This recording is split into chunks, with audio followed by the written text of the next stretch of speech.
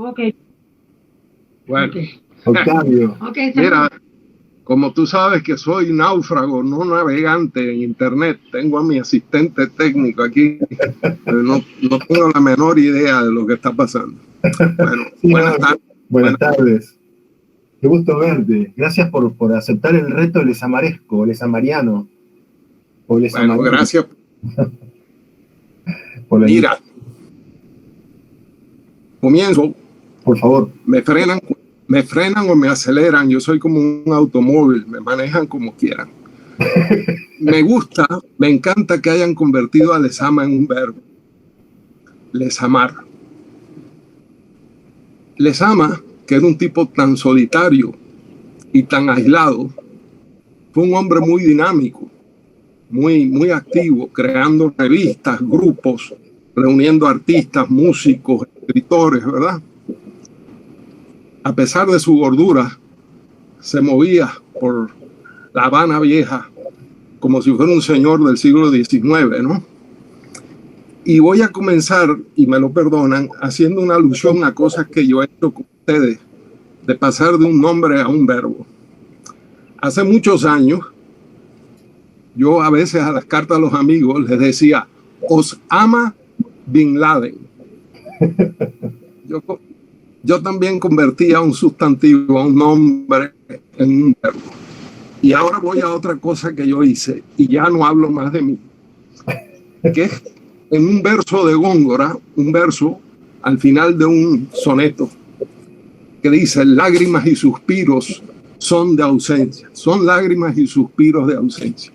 Yo lo que agarré ahí fue son de ausencia para relacionar a Góngora al son cubano, a lo mío, ¿no? Sí. Entonces yo me apropié de un verso de Góngora para eso. Entonces, comienzo ya borrándome. Hablando de Góngora, por supuesto, muy importante al hablar de Lezama, Góngora consideraba que Góngora era muy luminoso, muy claro, comparado con la intensa nocturnidad de San Juan de la Cruz, ¿no? Creo que lo que él quería decir que si uno traduce a Góngora del español al español, o sea, si uno resuelve los problemas de hipérbatos, de truculencias formales, Góngora, los sonetos, por ejemplo, básicamente casi todos, ¿no? Son chismes. Los sonetos de Góngora básicamente son chismes palaciegos. Él escribía un soneto a ver si entraba en la corte de fulano, elogiando a fulano. Si no lo entraba, escribía un soneto en contra de fulano. Si fulano lo aceptaba, entonces celebraba el cumpleaños del hijo de fulano. O sea, que la tradición de Góngora, en este sentido, se empata con la tradición medieval del poeta, de François Villon y sus amigos. Saben que los amigos de Villon iban a una carnicería en París y le decían al dueño, si me das unas salchichas, hablo bien de tus productos. Entonces ponían en la puerta y decían, aquí es la mejor carne de París. Si el tipo no les daba las salchichas, decía, tengan cuidado porque la carne que venden aquí es del hombre que ajusticiaron ayer. Entonces hay una tradición que se oculta a veces lo circunstancial. Como vemos el aspecto formal, nos asustamos ante los sonetos de Góngora, que en realidad la inmensa mayoría son de fácil solución. Bueno, entonces quisiera pasar ahora a lo cubano, a lo circunstancial cubano. Quizá esto los ayude, imagino, porque no son cubanos, imagino, los que están allí.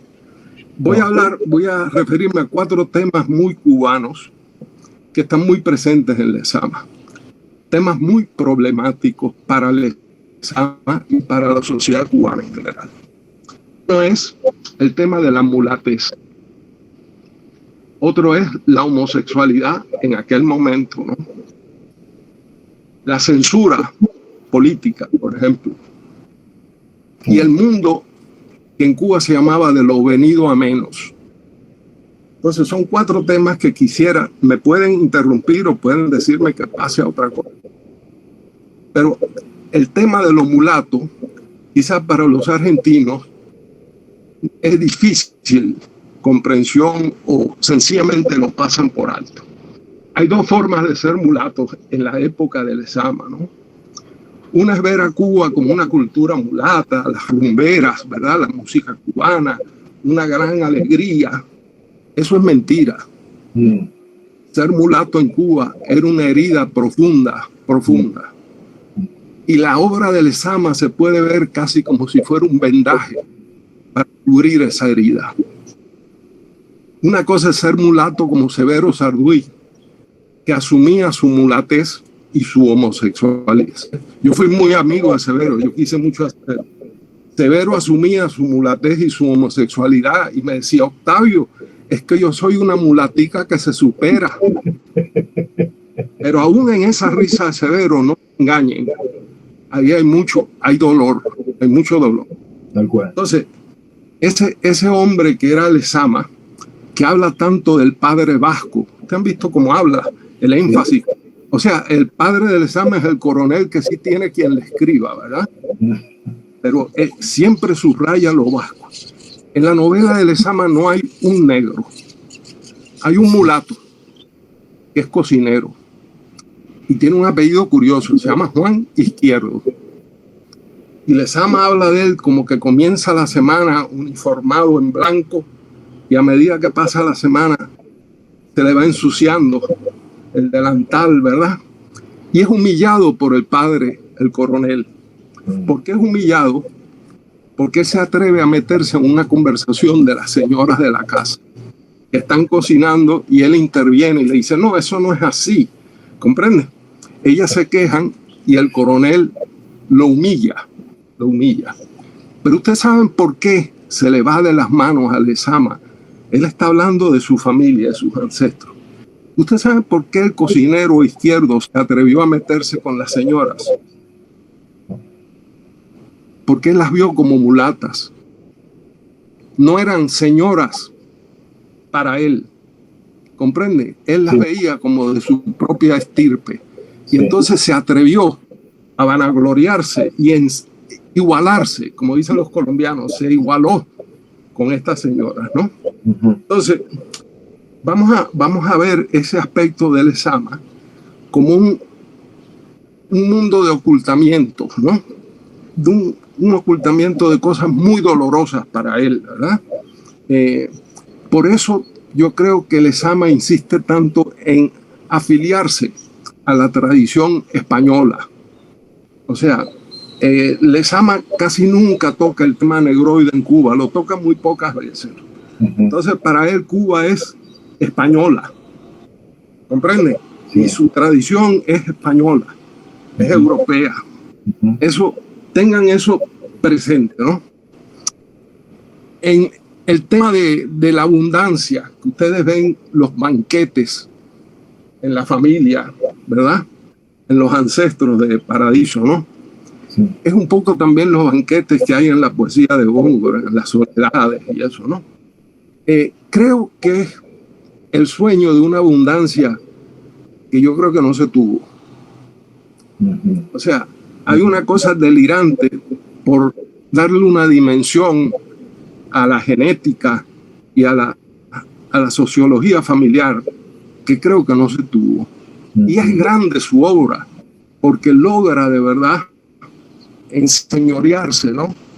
En el paisaje cubano, donde yo creo que más bien fue visto lamentablemente como un ser un poco casi ridículo. Yo creo que muchos cubanos lo veían casi como ridículo. Estas son cosas que me llegan y voy a hablar de algunas cosas medio biográficas, ¿no? De Lezama, para que comprendan ciertas cosas. Por ejemplo, la abundancia del barroco. Lezama es un homosexual que si ustedes le hubieran dicho que él era homosexual, los hubiera retado en duelo. Porque él tenía un vozarrón muy de macho, ¿verdad? Y era sumamente discreto en su homosexualidad. Para no ejercerla, era un tipo tan sensual que yo a veces me maravillo como este hombre no se entregó a la sexualidad que tuvo, ¿verdad? Pero hay que colocarse en su momento. Fíjense que Lezama se castra. Lezama es un castrado, pero es un castrado tipo barroco. Lezama no se castra quitándose un poco cuerpo. Lezama se castra enterrándose en el cuerpo, engordando. Es en la gordura casi de ballena que Lezama niega su sexualidad. Él era un tipo muy bien parecido de joven, se parecía un poco a Jorge Negrete, digamos, ¿no?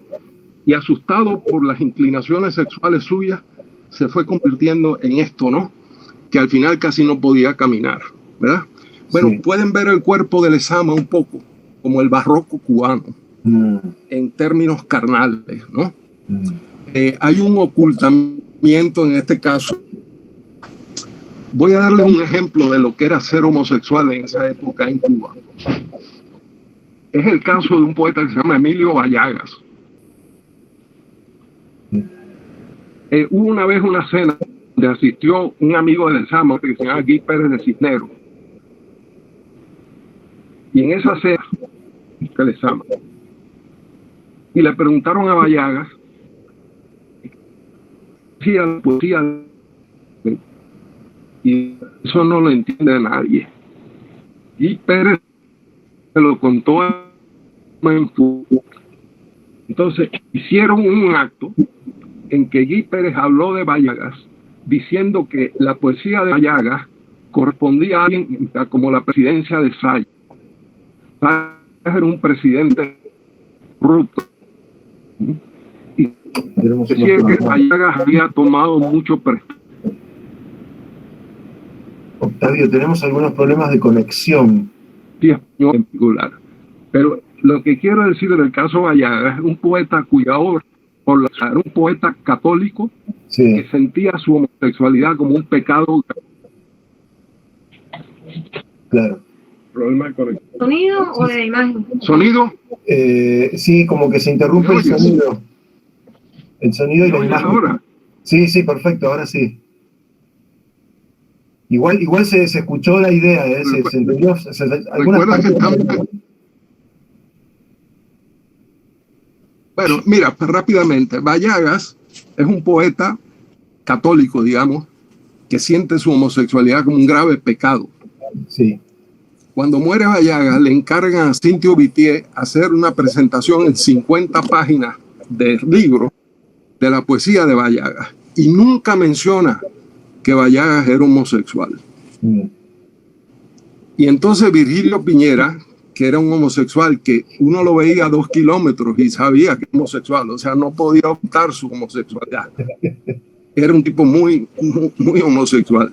Virgilio escribió una polémica que se llamaba El caso Vallagas.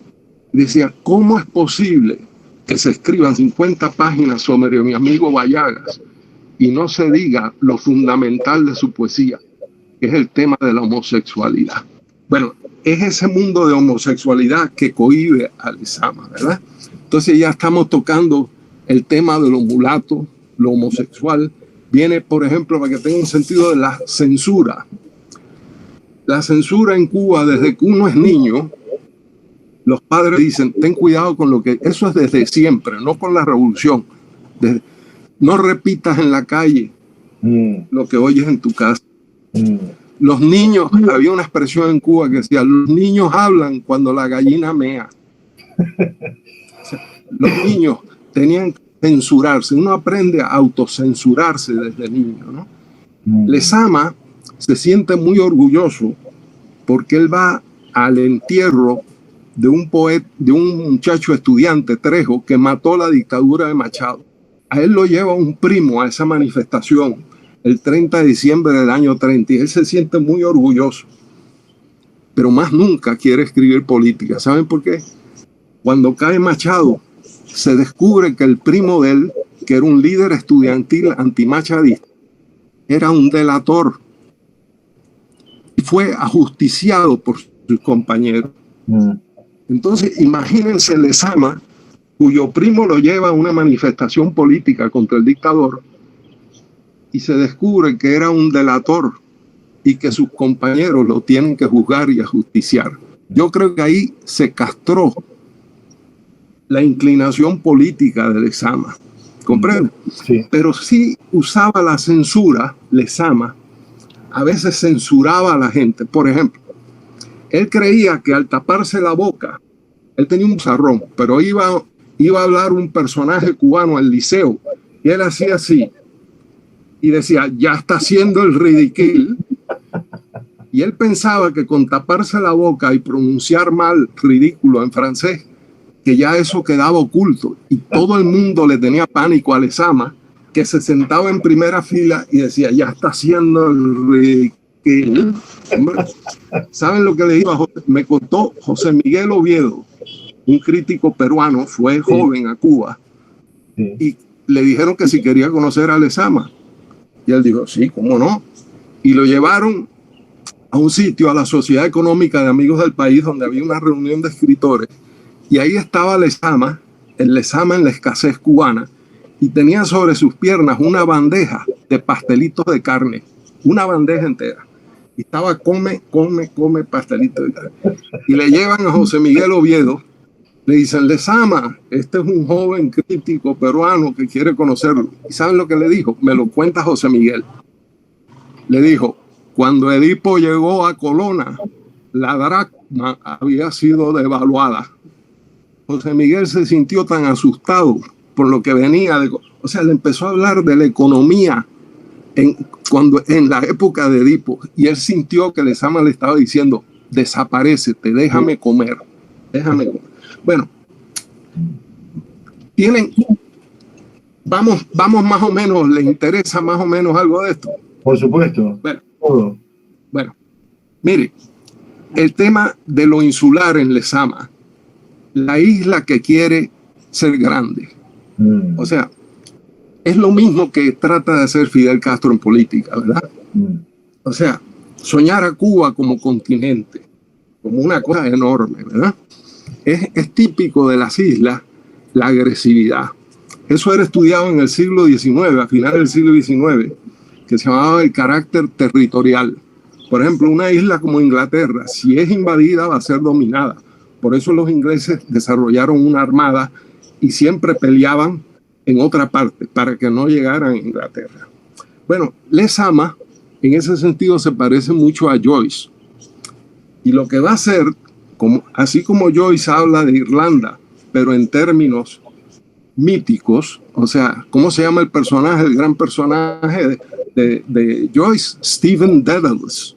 O sea, es un santo cristiano, pero su apellido nos remite a la mitología griega, ¿no? Lezama, que viene de una isla, va a hacer lo mismo. Él va a tratar de universalizar a Cuba. ¿Cómo lo hace? El personaje de él se llama José Semí. Si ustedes piensan en José Semí, el nombre judío cristiano, el apellido es un ídolo taíno, o sea, un ídolo del pasado precolombino cubano. Pero si piensan, José Semí es también José Martí.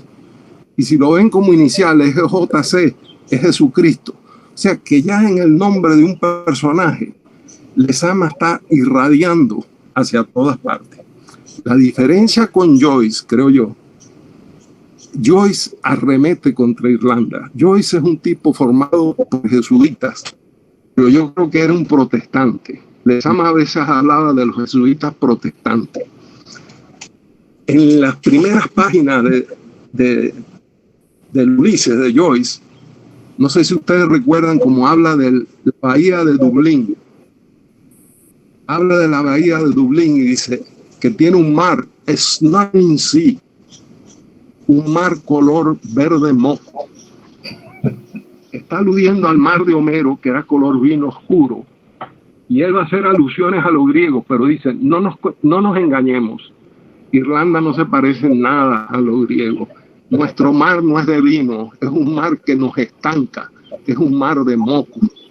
Esa cosa agresiva de Joyce contra Irlanda no lo tiene Lezama. Lezama tiene una imagen más dulce de Cuba, ¿no? Entonces, él hace lo mismo, o sea, es la historia de una ciudad, La Habana, otro es la ciudad de Dublín, pero una es una historia de 24 horas. Lezama quiere hacer una obra de varias generaciones, ¿verdad? Bueno, esta cosa jesuítica de Lezama es católico intensamente, pero creo que aún más intensamente es pagano completamente. Entonces, ustedes lo ven, por ejemplo, en Joyce, la Molly Bloom de Joyce, que viene a ser la Penélope irlandesa, es una mujer bastante libre, ¿no? El personaje de Lezama que quiere controlar, el escritor quiere controlarse, cuando llega al capítulo 8, se le va de las manos la sexualidad arrebatada. ¿Y saben lo que hacen los amigos de Lezama? Algunos de ellos no leen el capítulo 8. ¿Cómo creen ustedes que cómo se sentiría Lezama cuando sus amigos se negaban a leer el capítulo 8 porque no querían ni siquiera asomarse a la posibilidad de que su amigo era homosexual? ¿Qué clase de amistad era esa? Ustedes se imaginan la soledad de este hombre, ¿no? El matrimonio de Lezama, para que tengan una idea. Virgilio Piñera, yo leí cartas, no de Virgilio, de Cintio Vitier, carta escrita a un compositor cubano, Julián Orbón. Cuando Lezama se casa, Cintio le dice que habían alquilado la sala, el cuarto matrimonial del Hotel Riviera antiguo, ¿no? Para la luna de miel de Lezama, para que continuara en la sangre la tradición. Lezama jamás tuvo nada que ver con esa mujer como mujer. Fue una gran compañera de él, pero todos los amigos sabían que ahí no había nada, sino una compañera. Y esa compañera había ido a casa de Lezama, no por interesar en Lezama, sino en una hermana de Lezama. Para que ustedes vean lo complejo que es el mundo ese que se trata de verter en poesía y en prosa. Bueno, ¿saben? Vamos a hablar ahora de otra cosa que pueda interesarles. En la novela hay un gran contraste en la familia entre los que eran azucareros y los que eran tabacaleros, ¿no? Sí. Es la interpretación de la historia de Cuba se da como una lucha entre estas dos tendencias. El azúcar necesita mano de obra de esclavos, ¿verdad? Básicamente de esclavos negros. Y la tradición del tabaco es una artesanía muy exigente, muy refinada, ¿verdad? Lezama se enorgullece de esa tradición familiar del tabaco, ¿verdad? Porque implica una especie de aristocracia dentro del artesanal cubano, sin duda. Y Lezama era un gran fumador. Y era también un asmático tremendo, ¿verdad? Entonces, ustedes han oído a Lezama leer poemas, ¿han oído a Lezama? Sí. Sí. ¿Lo han escuchado? Sí. Sí. Bueno, sí. Lezama hay una cosa muy simpática que sucedió cuando Cortázar lo salvó, le iban a retirar el libro, ¿no? Y Cortázar intervino y entonces se iba a hacer una edición en México, en Era. Y tuvieron que intervenir unos escritores mexicanos y Cortázar. Y estaban asombrados con la puntuación de Lezama. O sea, Lezama colocaba las comas, digamos, como un anarquista. Y creo que era lo siguiente, es que Lezama escribía con su respiración. Entonces, los signos no eran ortográficos, eran signos respiratorios. La puntuación de Lezama, así como hablaba, era un poco la puntuación respiratoria. Al final de la novela, después paso a que ustedes me pregunten si... Sí, por supuesto. ¿Ustedes recuerdan cómo termina la novela? Dice, ritmo esicástico, podemos comenzar. O sea, la novela termina con la palabra comenzar. Al final dice, podemos. El ritmo esicástico es una alusión a los padres del desierto. De nuevo, la soledad de Lezama, ¿verdad?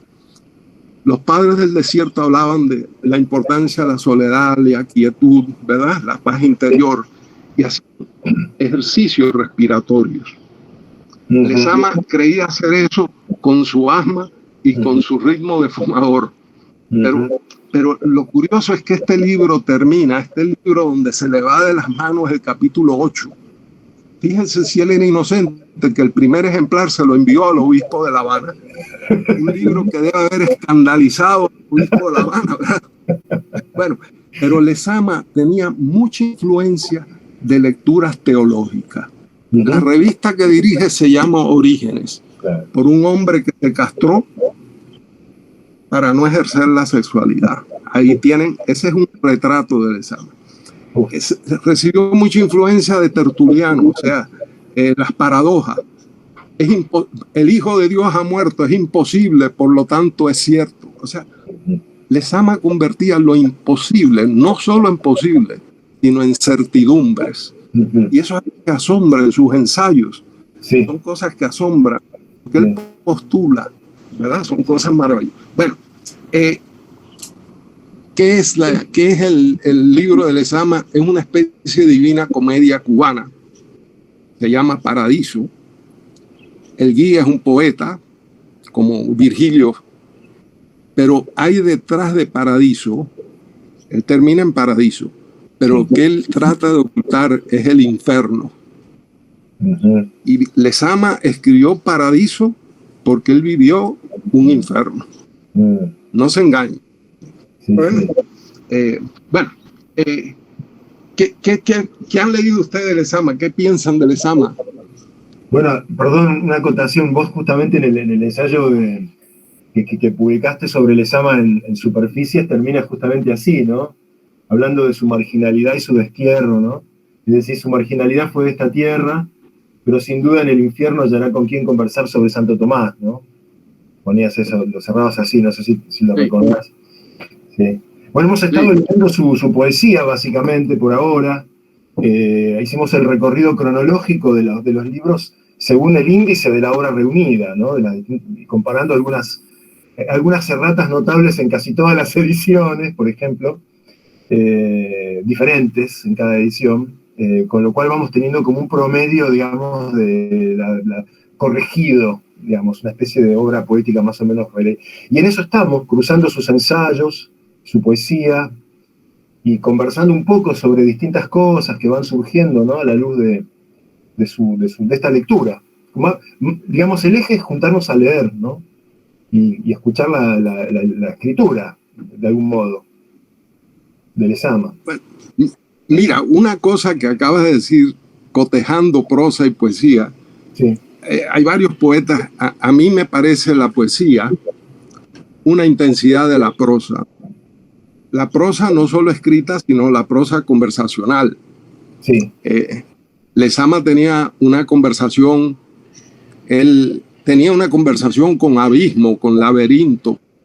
O sea, él podía enredarte, seducirte con oscuridad o con cosas muy llanas también, ¿no? Y a mí me parece, por ejemplo, poetas importantes del siglo pasado latinoamericano. Sí. Octavio Paz, Borges, Lezama. Hay gente que prefiere los ensayos de Paz a su poesía. Hay gente que prefiere los cuentos de Borges a su poesía. Y así también en el caso de Lezama habrá gente que piensa que sus ensayos, sus novelas, las prefieren a sus poemas. Pero lo cierto es que en estos tres hay una relación indudable entre la calidad de una prosa y la calidad de una poesía. Y creo que ese es uno de los aportes de Lezama. Lezama pudo haber tocado el idioma español como lo tocó Darío. Darío salvó al español del anquilosamiento del siglo XIX, introduciendo mucho galicismo, una gran sensualidad, ¿verdad? Sí. Lezama pudo haber tenido un efecto como el de Darío, excepto por lo siguiente. Vivimos la época del Twitter. O sea, vivimos una época que vamos cada día hacia una síntesis de 30, 120, no sé cuántas letras se permiten, pero son unos mensajitos, ¿verdad? Que hay que desintetizar el pensamiento.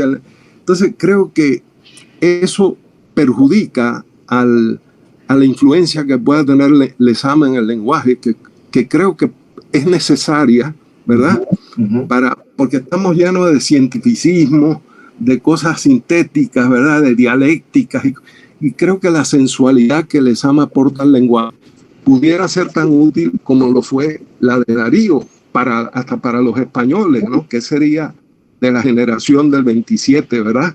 Claro. Sin la presencia, sin la huella de Darío. Pero bueno, él estaba, nació y murió en el siglo XX, y finales del siglo XX ya fue la época del Twitter, no de Lezama. Bueno, ¿y quiénes están ahí? Dígame quiénes están ahí. A ver si se quieren presentar.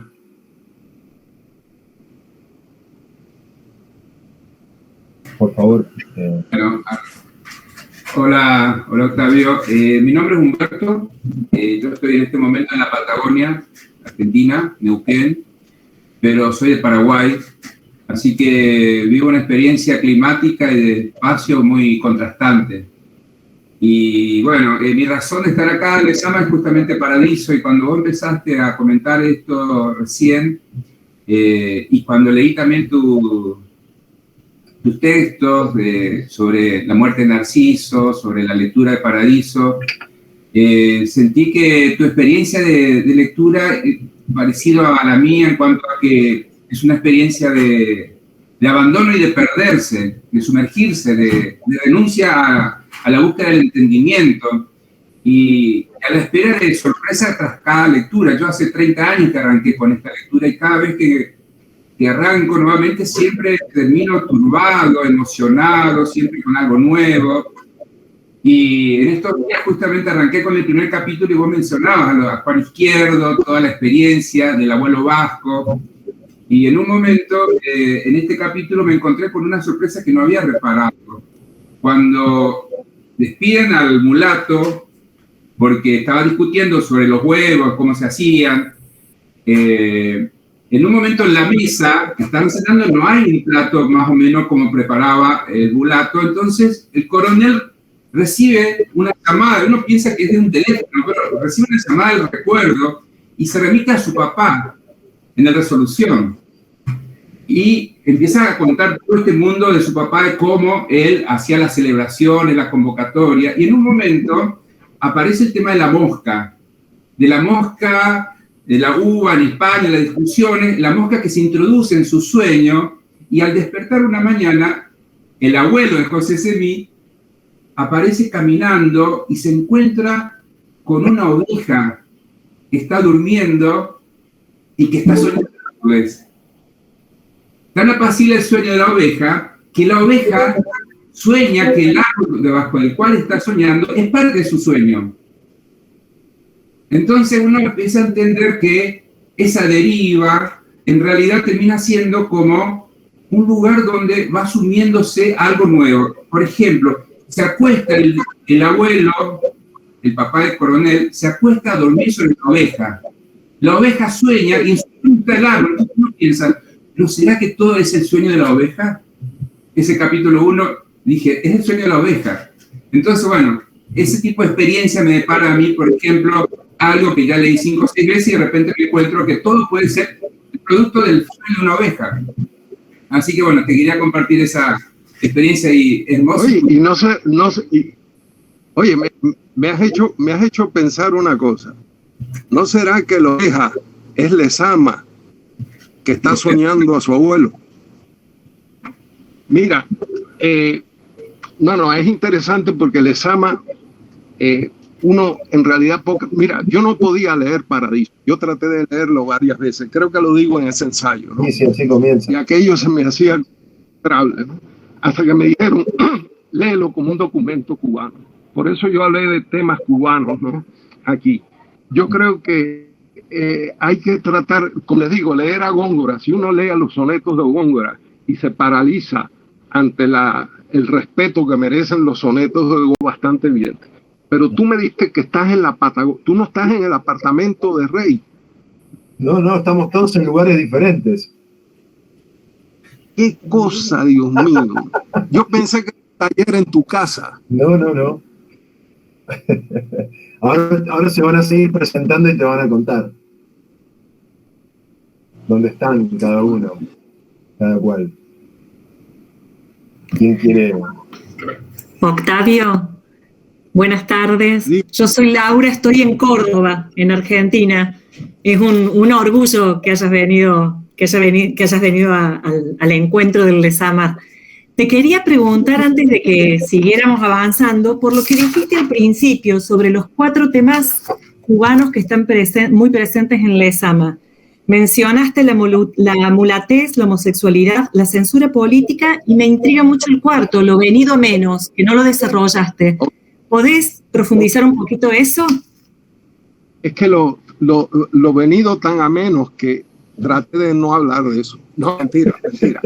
Mira, una economía como la cubana padecía de altibajos, dependiendo del precio del acero. Por ejemplo, durante la Primera Guerra Mundial, el precio del azúcar fue altísimo. Entonces se llamaba la danza de los mones. Había gran cantidad de dinero en Cuba, ¿verdad? Al terminar la guerra, el precio del azúcar bajó tanto que el precio de producción era mayor que lo que se podía pagar por el azúcar. Entonces, había gente que enriquecía y de repente perdían su dinero.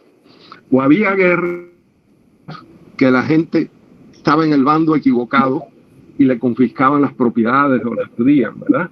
Entonces, el mundo de lo venido a menos, si ustedes, hubo una época que todos los que llegaban a Miami del exilio castrista, todos hablaban, le decían los tubos, porque decían las cosas que tuvieron en Cuba. Era mentira muchos de ellos.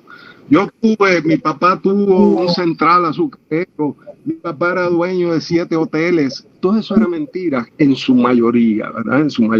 Entonces, el mundo de lo venido a menos es como una especie de enriquecimiento falso a través de un pasado que no fue tal. ¿Comprende? Yo sospecho que en la genealogía social de Lezama hay eso, ¿no? Que hay un engrandecimiento y una especie de caída que no fue tan grande como pareciera. ¿Comprende? Aunque les digo lo siguiente, ser coronel, como era el coronel de verdad Lezama, en la época en que fue coronel, ser un coronel del ejército cubano en ese momento era una cosa de prestigio. Después en Cuba, después de la caída de Machado, ser general era un motivo de vergüenza. O sea, las Fuerzas Armadas cubanas, después que se terminó con la oficialidad esa, se convirtieron en una cosa de vergüenza, ¿verdad? Entonces, lo venido a menos es ese tipo de sociedad que depende de un producto único, cuyo precio varía tanto. Puede ser, por ejemplo, en el caso de Chile, quizá el cobre, todos nuestros países, mucho, en la dependencia del petróleo venezolano, ¿verdad? Cuando está alto, bueno, todos se creen Rockefeller y de repente todos están más pobres que Haití, aquí, ¿no? Ese es el mundo de lo venido a menos. Y cómo se juega con el lenguaje, como ustedes recuerdan el escudero en la tradición picaresca española, el escudero ese que estaba muerto de hambre, pero se echaba migas, el pan que se quería comer, pero no se lo comía, se echaba las migas en el hombro para que la gente pensara que acababa de comer, acababa de tener un banquete, ¿verdad? Todos esos banquetes de Lezamianos, muchos de ellos fueron banquetes de escasez, ¿comprende? Eso hay que tenerlo en cuenta, no solo en el caso de Lezama, sino en el cubano general, ¿no?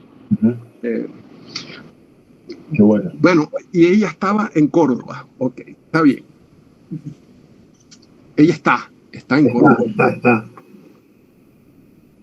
No sé, alguien más, por favor. Qué tímidos.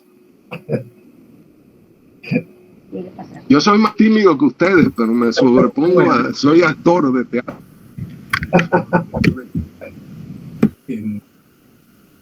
Octavio, es un gran gusto escucharte y verte y escucharte.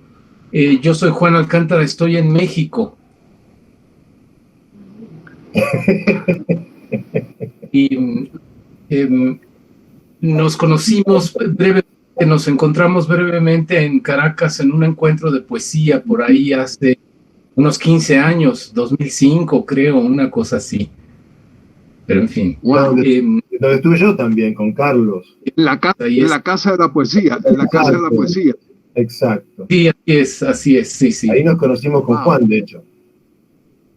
Pero bueno, lo que quería preguntarte es lo siguiente, es sobre la cuestión de la comida, porque tú haces una comparación en tu ensayo entre Carpentier y Lezama, y de alguna manera en los dos hay eso que Carpentier llama el contexto gastronómico, ¿no? Es decir, la cuestión de la comida. Y también he leído con mucho gusto, por supuesto, las comidas profundas de Ponte, de Antonio José Ponte. Y bueno, lo que quería preguntarte es, ¿qué es lo que pasa pues con la comida allá en Cuba? ¿Por qué se refleja de esa manera en la literatura, ¿no? En fin, esa es mi pregunta. Ok, bueno, primero lo de Ponte, las comidas profundas. En el caso de Ponte es evidente que las comidas que no hay, ¿no? Él está comiendo sobre un mantel de hule, ¿recuerdas?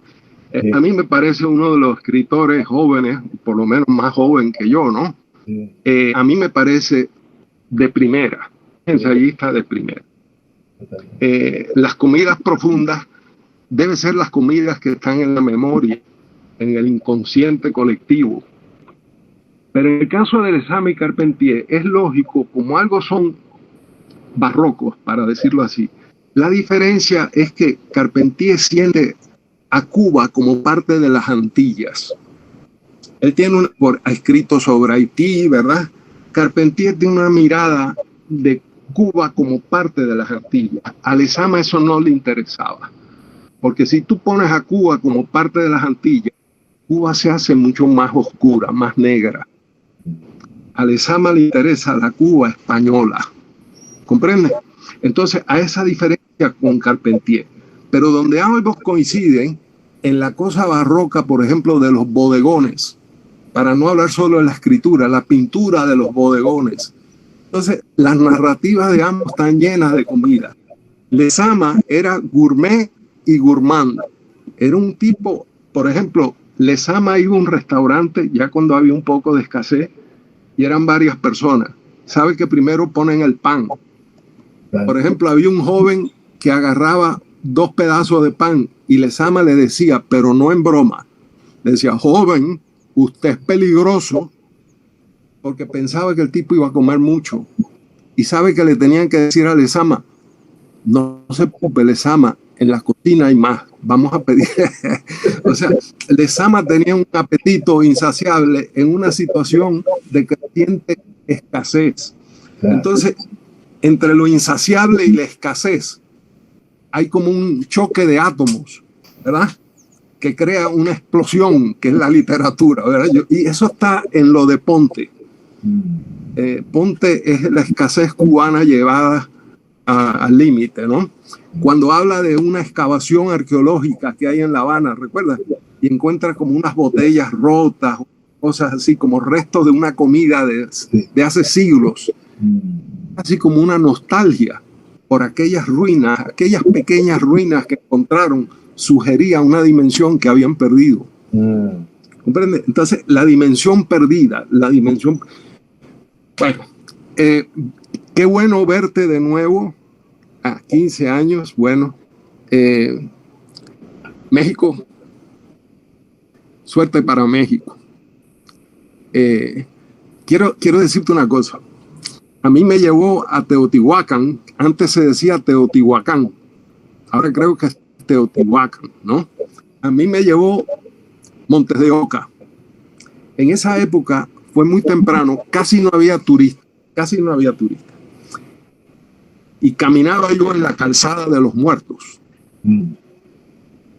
Bueno, un cubano que no tiene esos monumentos, ¿no? En su pasado, me impresionó profundamente y decidimos subir a uno de los templos, creo que era el Templo de la Luna, y cuando estábamos arriba estaban haciendo un poquito de trabajos arqueológicos ahí, y Marco Antonio y yo recordamos a Octavio Paz cuando dice, la tarde mexicana está allá en un carajo. Ellos estaban en Teotihuacán, y entonces Marco Antonio y yo empezamos a decir, carajo, y nos fuimos animando y empezamos a decirlo más alto.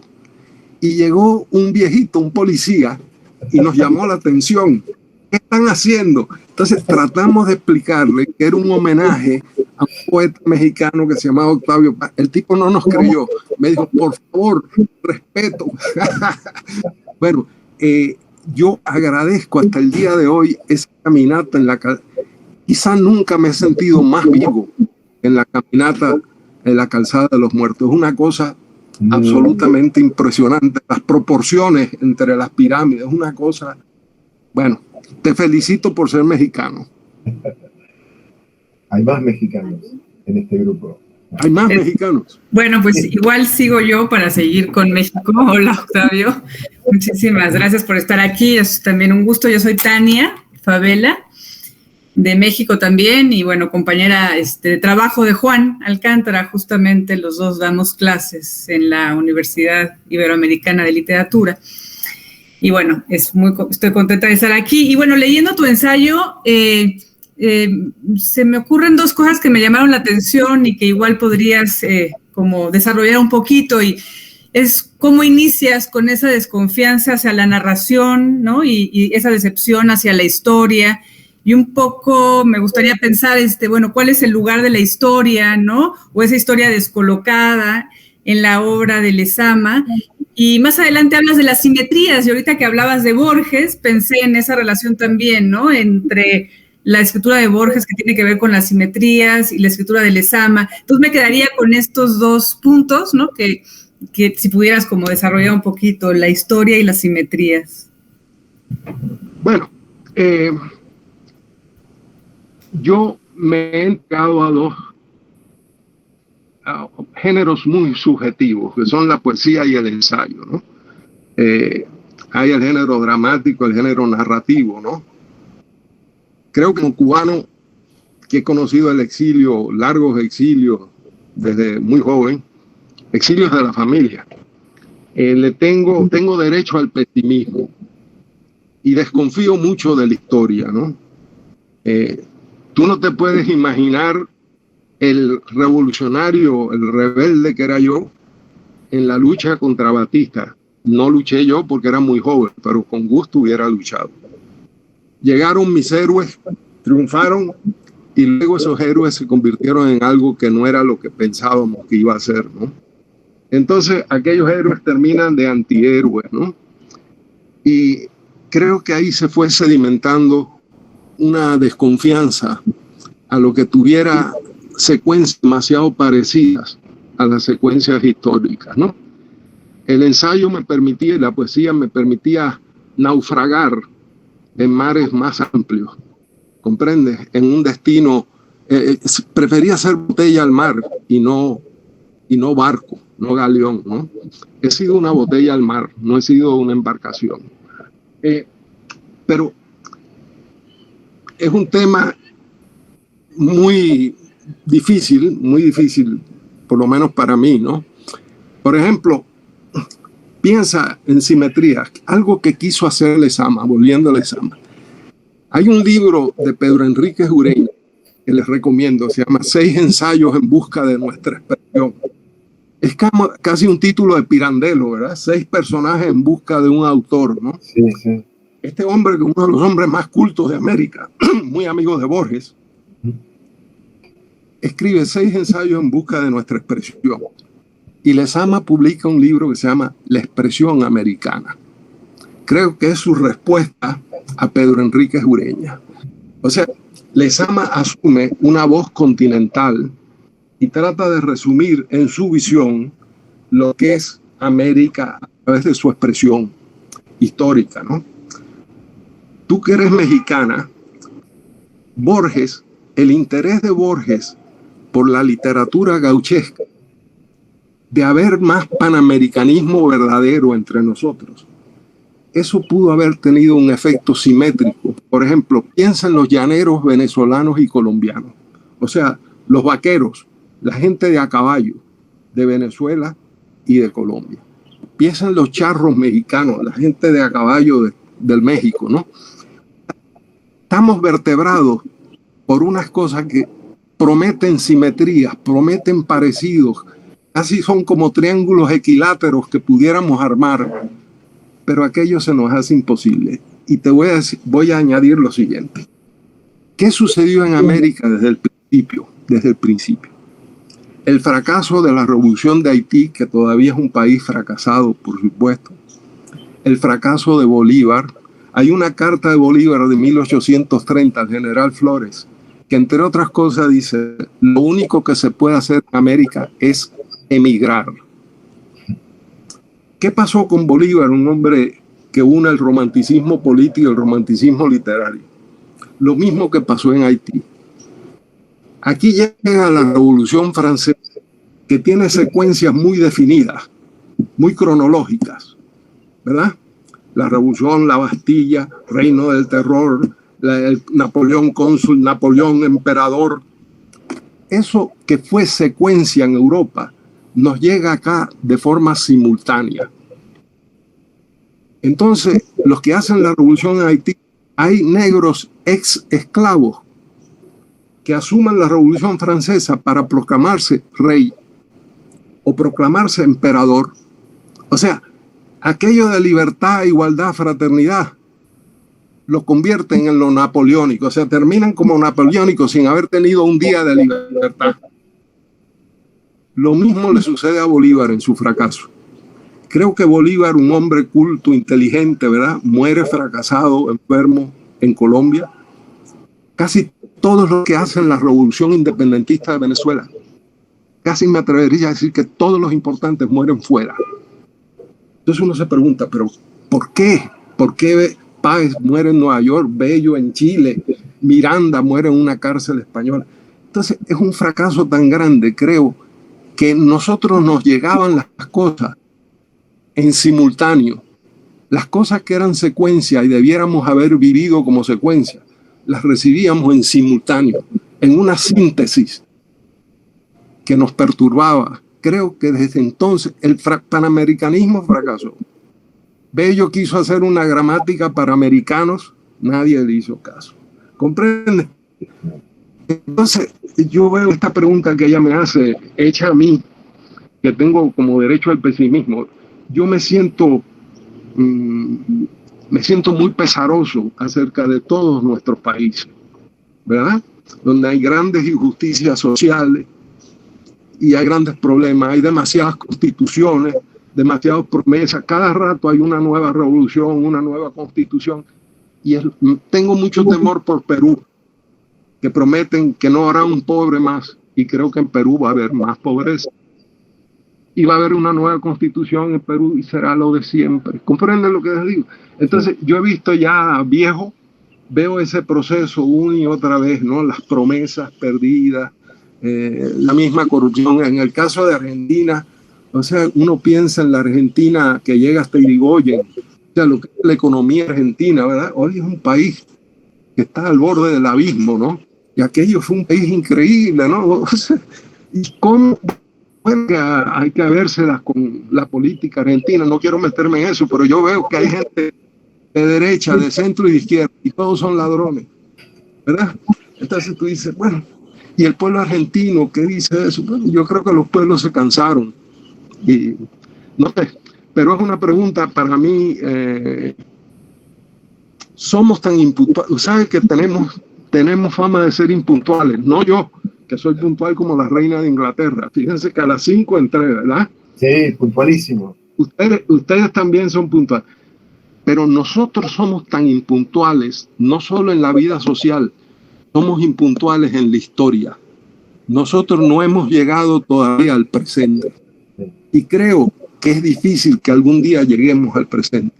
Así me siento yo de pesimista. ¿Comprenden? Yo prefiero los tiempos arqueológicos, por eso le hablé de la calzada de los muertos. Sí. A mí aquello me pareció más vivo que muchas partes de Ciudad de México. ¿Okay? Sí. Bueno, perdón, siga. Perdón. Hola, Octavio. Qué gusto que aceptaras la invitación de Reinaldo.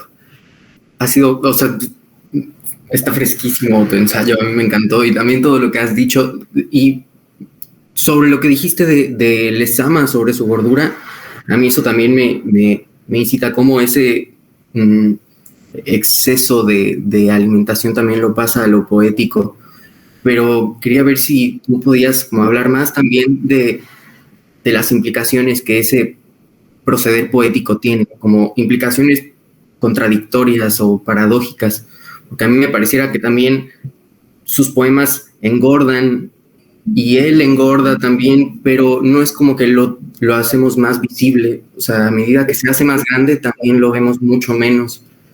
Entonces, no entiendo un poco también cómo trata eso Lezama, y me da gusto también no entenderlo. O sea, como que son poemas en los que no se necesita norte también, puedes solo como extenderte, ¿no? Hacia los cuatro costados. No sé tú. Sí. Mira, has dicho una cosa importante. Mientras más grande, se hacían menos visibles, ¿verdad? Yo creo que Lezama logró su propósito.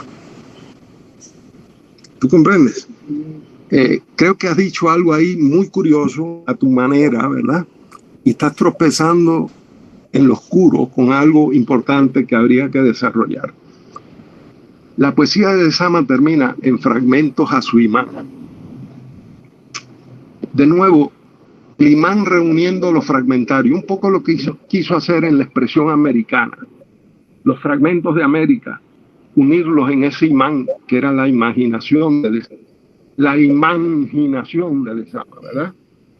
Entonces, fragmentos a su imán tiene cosas muy sencillas. Hay un poema dedicado a un pintor, te voy a decir, a un amigo de él que murió muy joven, y dice: una vez me pidió un regalo para regalarlo, y qué raros son los seres en este mundo que piden un regalo para regalarlo.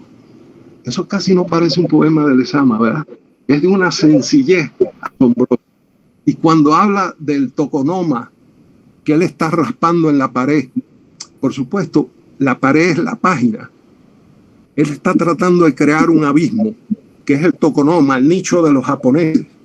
Él está soñando con Casal, es un poeta cubano que muere en Cuba soñándose japonés. Y él quiere estar en otra tierra, en otra gente, en otras formas diferentes de pensar, ¿verdad? Y Lezama está haciendo un secreto homenaje a Casal, raspando en una pared, trazando a hacer un diminuto toconoma, donde colgar un kakemono, o sea, donde colgar una caligrafía, una escritura.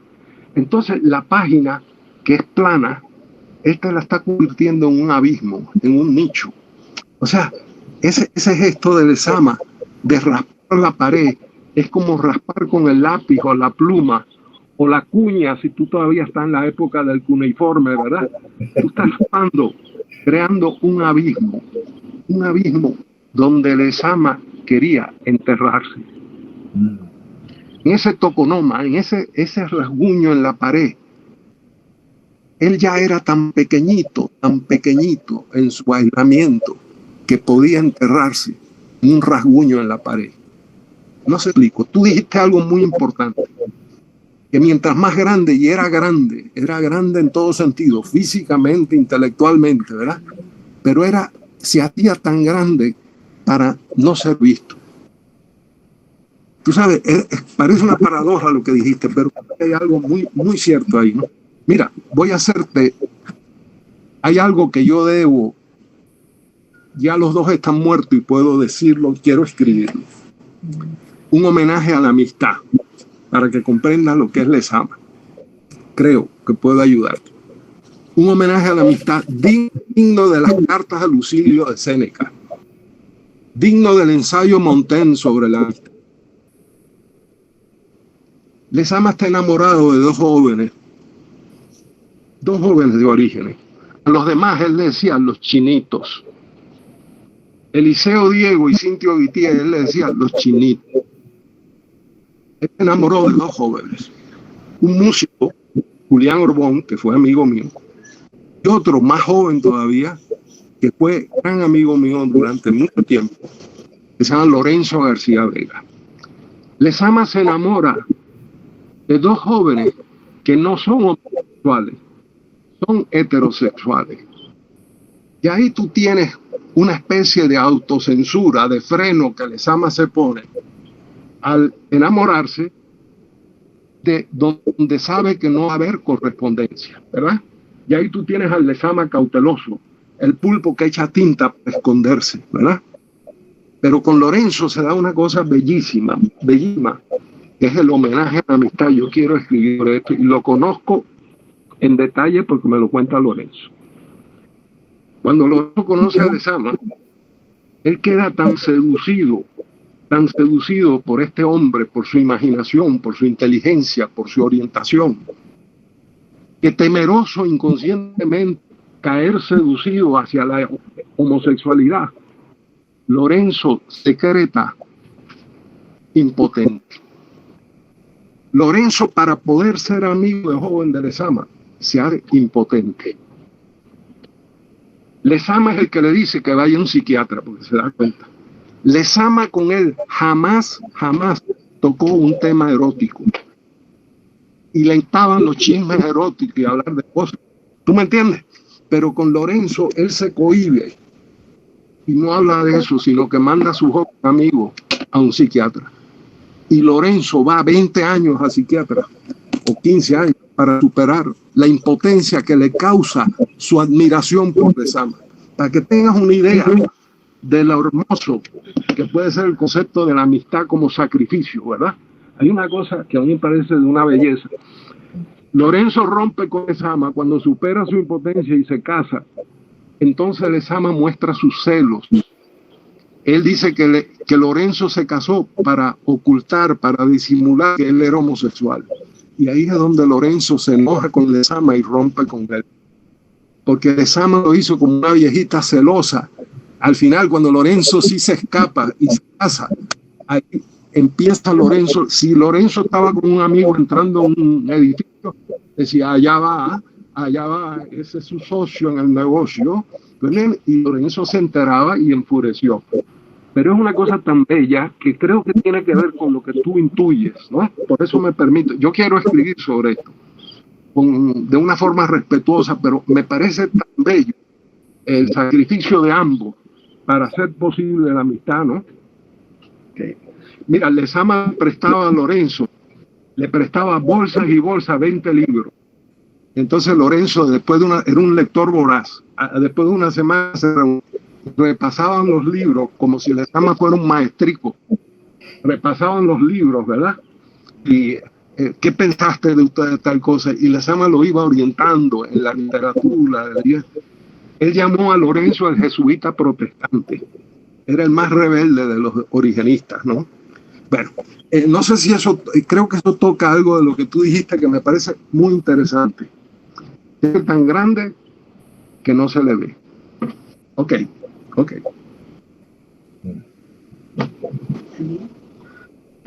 ¿Hay alguien ahí por ejemplo, ¿cómo que decir? De Ecuador? Bueno, el último mexicano. Hola, Octavio, soy Francisco Fenton. ¿Cómo estás? Acá estoy en Ciudad de México.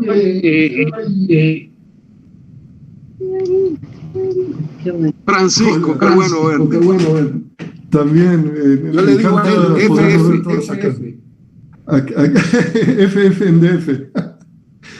Y bueno, justo te quería preguntar sobre Lorenzo García Vega y felizmente salió decirlo. Me parecía que recordaban una entrevista que Joana ha colgado en YouTube donde hablas del espejo de paciencia y las icoteas y estos alimentos ausentes y que al final llevan de algún modo a Lorenzo o a tu libro Biografía para Feacios, ¿no? Porque también la patria es un alimento ausente, o la biografía es el alimento que todos quisiéramos tener en medio del trastierro o ir dando tumbos. Y también otra pregunta que te quería hacer era a ver si era posible encontrar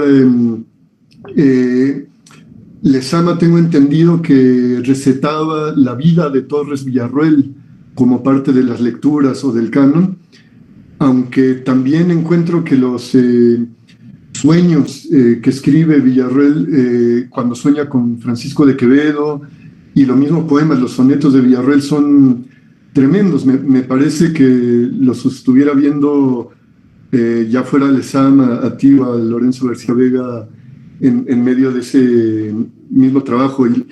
Y el colmo es cuando uno ve el retrato, el grabado de Torres Villarroel, que parece que siempre está a punto de romper en risa frente al vacío y el hambre que él padeció, ¿no? Ese venir a menos que él padeció. Eso era lo que quedó. Primero, mencionaste un libro que quizás es un libro apócrifo. Ahí comienza la literatura cubana, en el espejo de paciencia. Pero no se sabe si ese fue un invento del Círculo de Domingo del Monte. Perdón, en ese primer libro cubano hay un banquete, ¿no? Aquellas jicoteas de Masabo que nunca las veo y siempre las alabo. Es casi como si hubiera una premonición, ¿no? De la abundancia que se convierte en escasez y en nostalgia, ¿verdad? Lo que me hablas de Torres Villarroel ya son lecturas muy... Yo leí mucho de el Renacimiento y el Barroco español, sobre todo de la picaresca española, ¿no? La picaresca está llena, igual que los conquistadores, de episodios de hambre, ¿verdad? En la conquista de América le voy a contar una burla que le hacen los indígenas de Perú. No estoy seguro. Bueno, en la crónica de Perú de Cieza de León, los españoles, siempre muertos de hambre, ven unos indígenas con una olla que están cocinando y ellos disparan los arcabuces para espantar a los indios. No los querían matar, no querían pelea, querían comerse la comida de los indios. Y los indios corren y los españoles se quitan toda aquella armadura, ¿verdad? Y deciden comer por fin y empiezan a comer. Y tú sabes lo que encuentran en el fondo de la olla: las manos de unos compañeros que habían perdido unos días antes. Se habían comido a unos compañeros y entonces empiezan a vomitar. O sea, la burla, tú hablaste de la sonrisa que ante el vacío, ¿verdad? Imagínate estos españoles que por fin creen que han superado el hambre y se han comido a sus compañeros.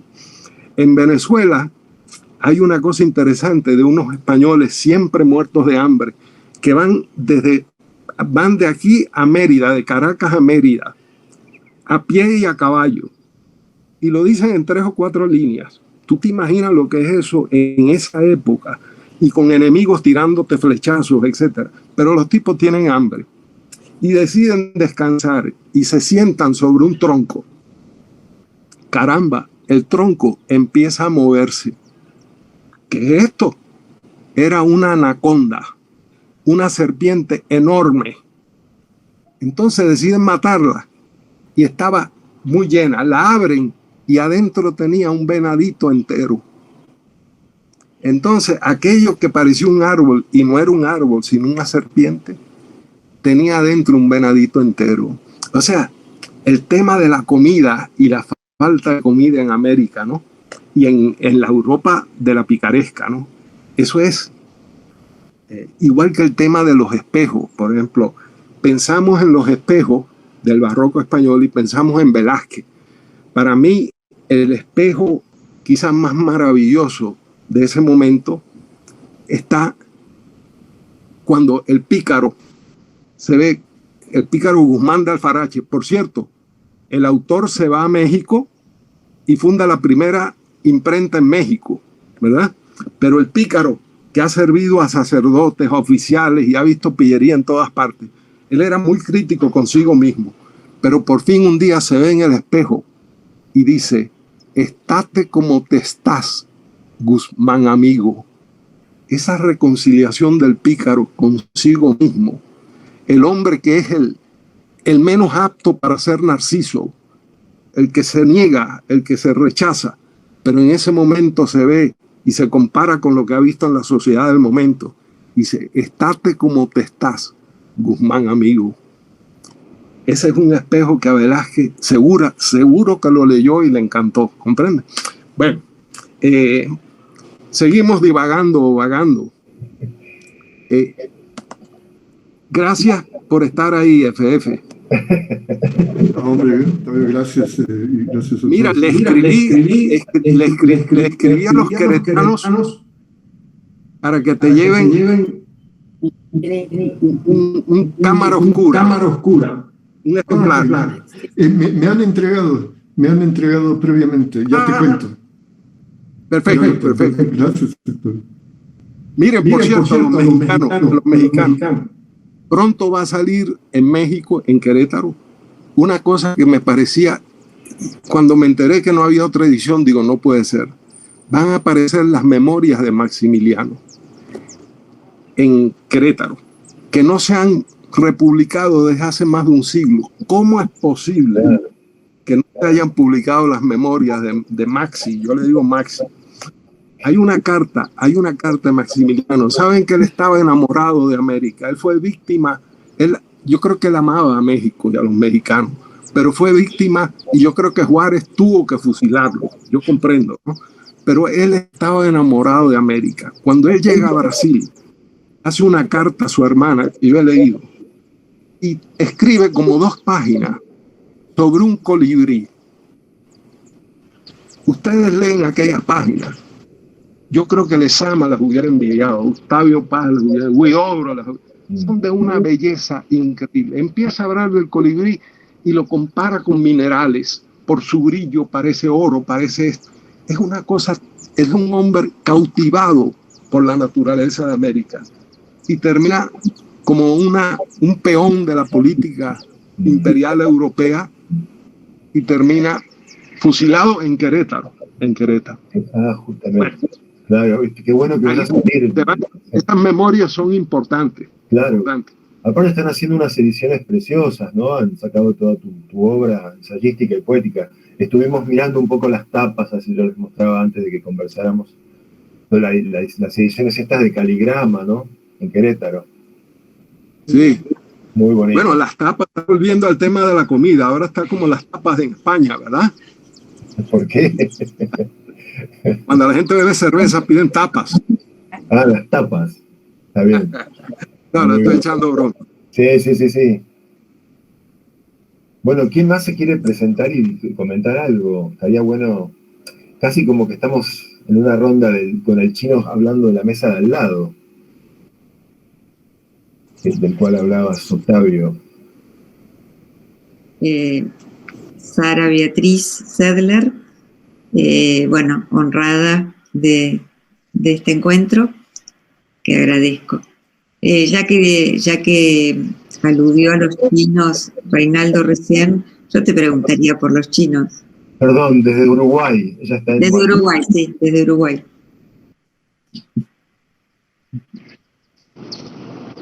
¿Tú me preguntarías? Por los chinos. Está bien. Bueno, es una buena pregunta. Los chinos.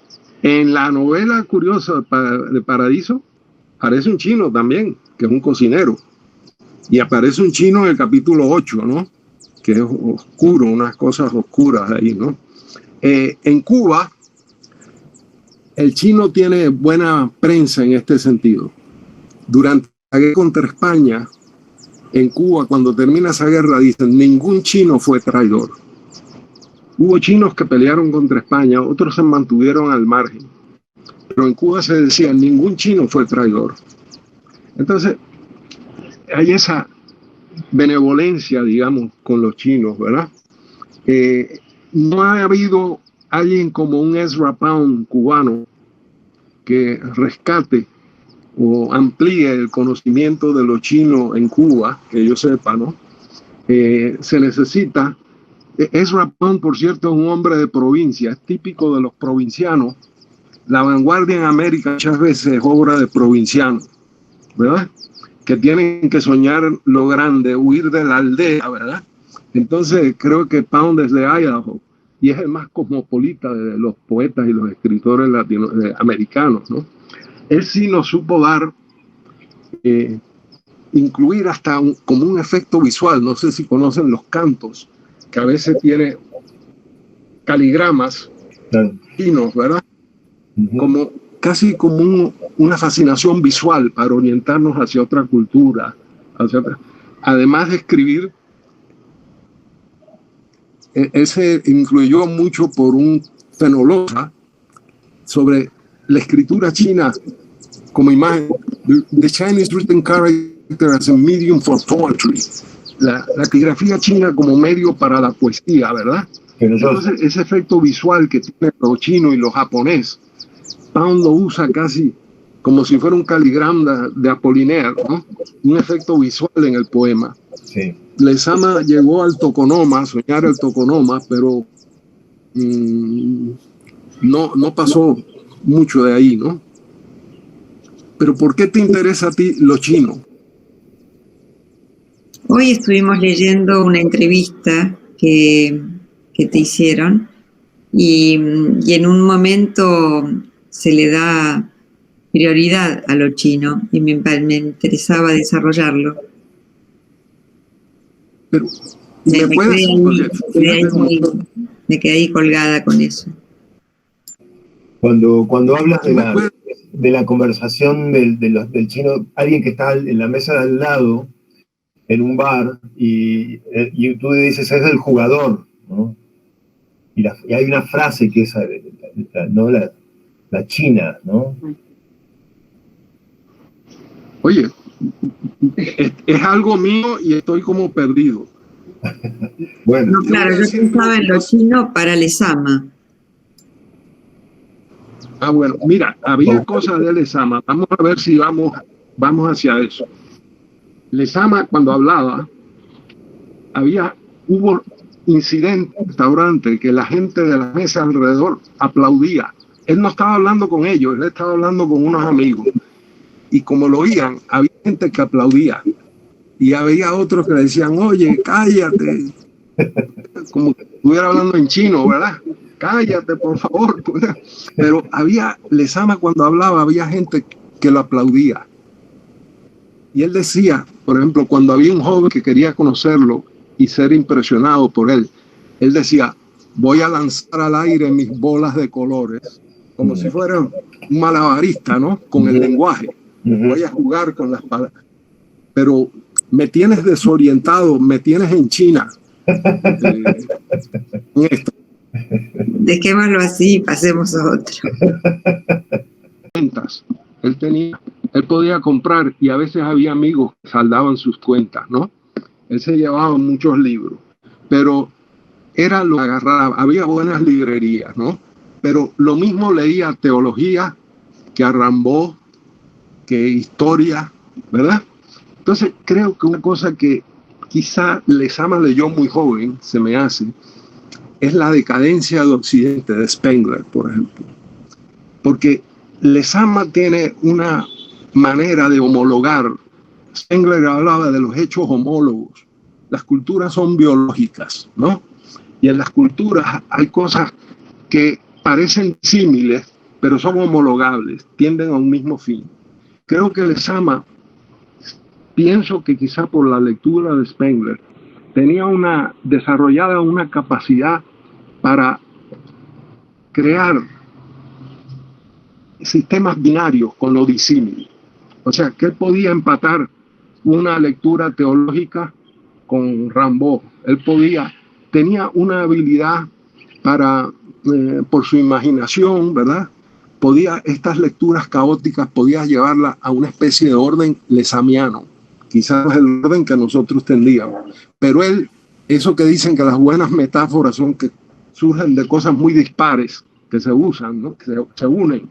Yo creo que él hacía eso con sus lecturas. Borges creo que era un lector tremendo también, un bibliotecario tremendo, pero de unas lecturas mucho más organizadas. Y así también la prosa de Borges es de igual calidad, pero es más transparente, más ligera, más organizada. Lezama es como un mineral en bruto. ¿Tú no crees? Lezama es un diamante en bruto. Hay otros que están más perfilados, más, ¿verdad? Entonces, la inteligencia de Lezama es una inteligencia brutal.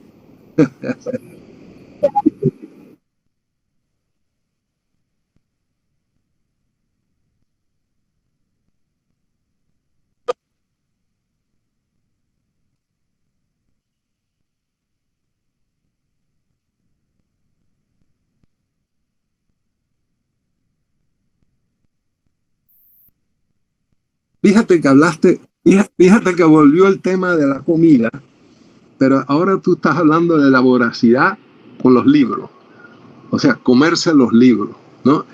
Creo que ese también era parte del apetito lesamiano, ¿no? Su voracidad para lo digestivo, pero metabolizar las lecturas, ¿no? Tenía una forma, y creo que puede ayudar un poquito.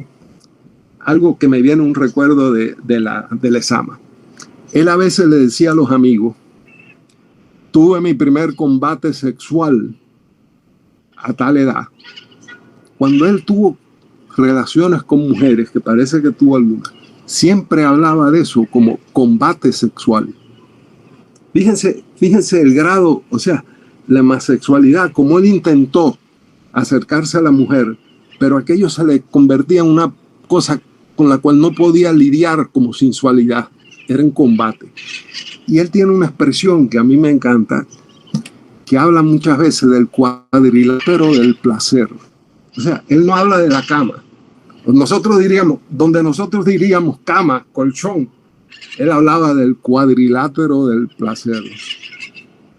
Ese cuadrilátero, primero, es el caos del placer, ¿verdad? De la entrega de los cuerpos restregándose uno con otro. ¿A quién mete Lezama ahí? A Euclides, la geometría. Él enfría la imagen del placer con el cuadrilátero. Pero en segundo lugar, ¿qué es el cuadrilátero? Es donde se suben los boxeadores. Entonces, los cuerpos que se están entregando al placer forman parte de una estructura euclidiana, una estructura perfecta, pero es una estructura donde están peleando. Es curioso, ¿no? Cómo uno va atando cosas y te va llegando. Miren, lo que Lezama no era y nunca fue, a pesar de sus excesos verbales, fue el kitsch. ¿Qué es el kitsch? El kitsch es, en literatura, hay un kitsch político, hay un kitsch en todas, hay un kitsch en la teoría literaria. Hay teoría literaria que es puro kitsch, ¿verdad? Que ya repiten cosas.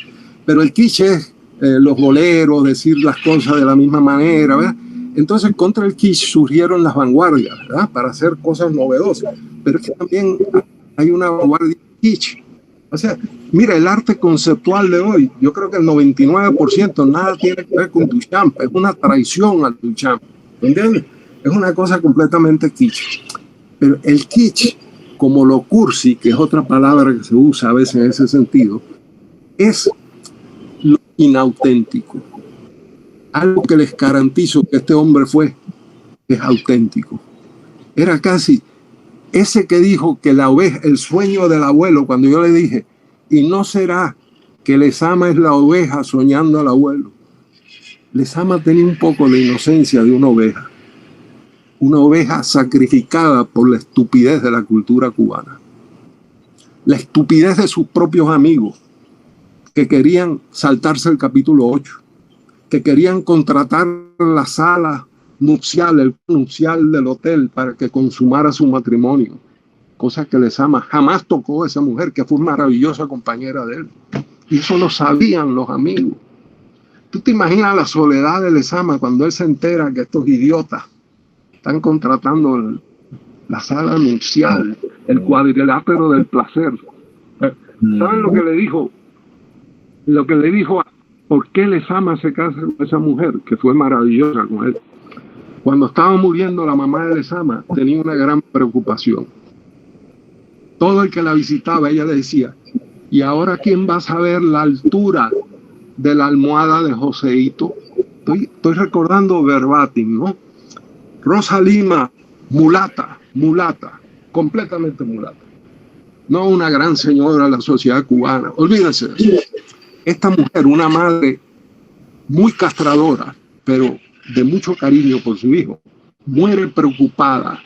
Como él era asmático, él tenía que tener las almohadas colocadas. ¿Y ahora quién va a saber la altura de las almohadas de Joseito? María Luisa sabía la altura y se comprometió con la mamá del Lezama a cuidar asmático, y lo cuidó maravillosamente. ¿Comprenden? Sí. Pero yo trato de imaginarme, imagínate que tus íntimos amigos, ¿qué le pasó con Cortázar? Vamos a hablar ya que estamos con Argentina. Cortázar salva a Lezama. Lo invitaba a comer, imagínense Lezama, que no tenía dónde caerse muerto, lo llevaba a Cortázar a comer por La Habana. Ahora, Lezama era un gran señor y quería reciprocar. Cuando se ganó uno de esos premios que se ganó y nunca pudo ir a buscar, les llega a Cortázar a La Habana y Lezama, el gran señor de la reciprocidad, le dice: no, Julio, esta noche te llevo yo, escoge tú. ¿Entiendes?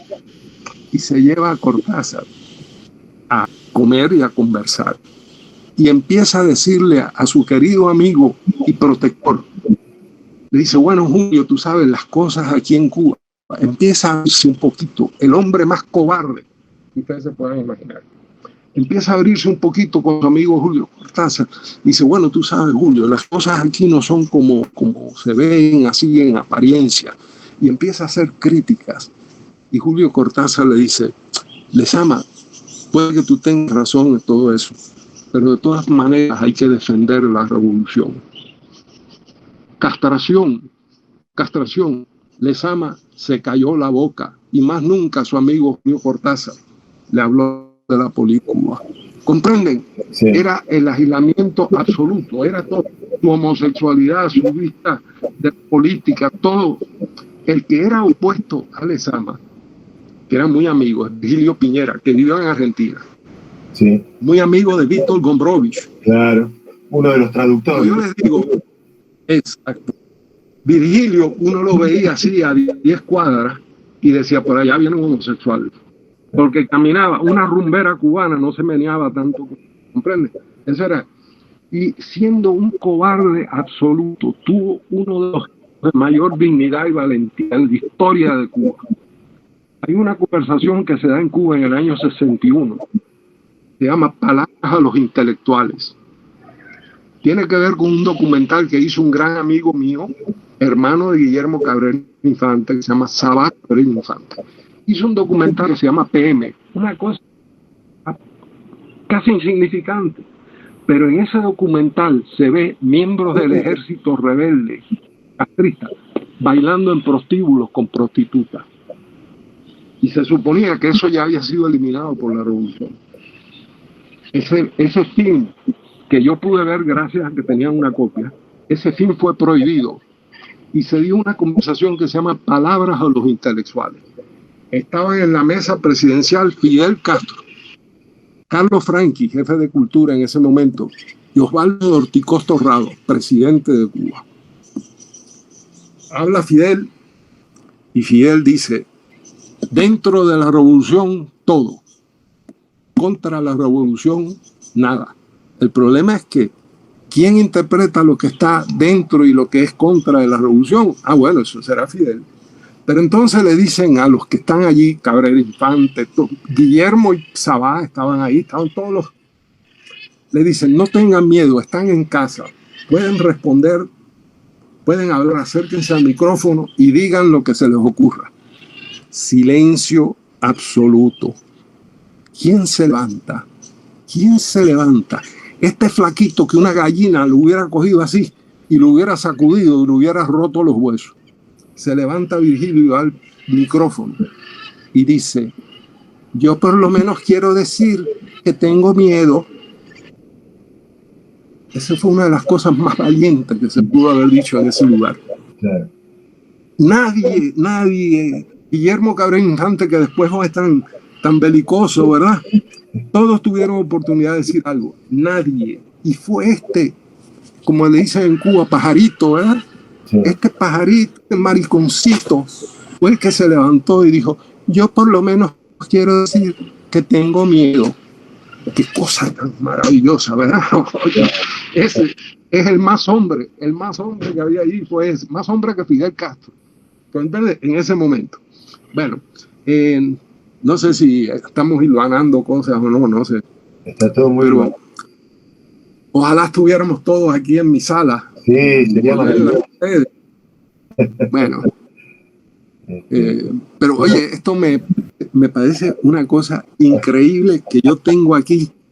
Qué cosa tan increíble. Me parece A mí, quiero que les diga que yo no soy navegante, yo soy náufrago de la internet, pero me maravilla que esto sea posible. Y los niños, imagínense los niños de ahora, para quienes esto es como una cotidianidad. Imagínense cuando esos niños tengan 40 años. Digo, oh, caramba, sí. Qué cosa, ¿no? Sí. Y Rey está lesamando bien. Oye, me encanta lesamar. ¿Sabe que Alexama se haya convertido en un verbo? Sí, sí. Es algo que él merece, es un homenaje que él merece. Sí, sí, sí. Es un elemento casi radioactivo. A los pocos que lo leen, sí, creo que les transforma la vida. Sí, es radioactivo. Vino cantado, o sea, salió solo, así como, bueno, así. A ver, vamos a hacer un ciclo de lecturas. Lesamar, ya está. O sea, sí, salió solo. Lo dijo él, ¿viste? No sé quién lo dijo. Está bien, eso me parece buenísimo. Sí. Buenísimo. Bueno, ¿alguien más quiere decir algo? Sí, ¿no? Estaría bueno. Tenemos un ratito todavía. Hola, Octavio, ¿qué tal? Mucho gusto. León, Lupe, mi nombre. Habíamos conversado un poco correspondido el año pasado cuando traduje algunos poemas tuyos al alemán. Recuerdo tu carta. Yo te contesté y digo, caramba, le hice una cosa demasiado novelesca, más nunca. Dije, le hablé y algo dije mal. Yo soy un experto en decir mal las cosas, o sabe una cosa que tenía Lezama. Perdona que te interrumpa.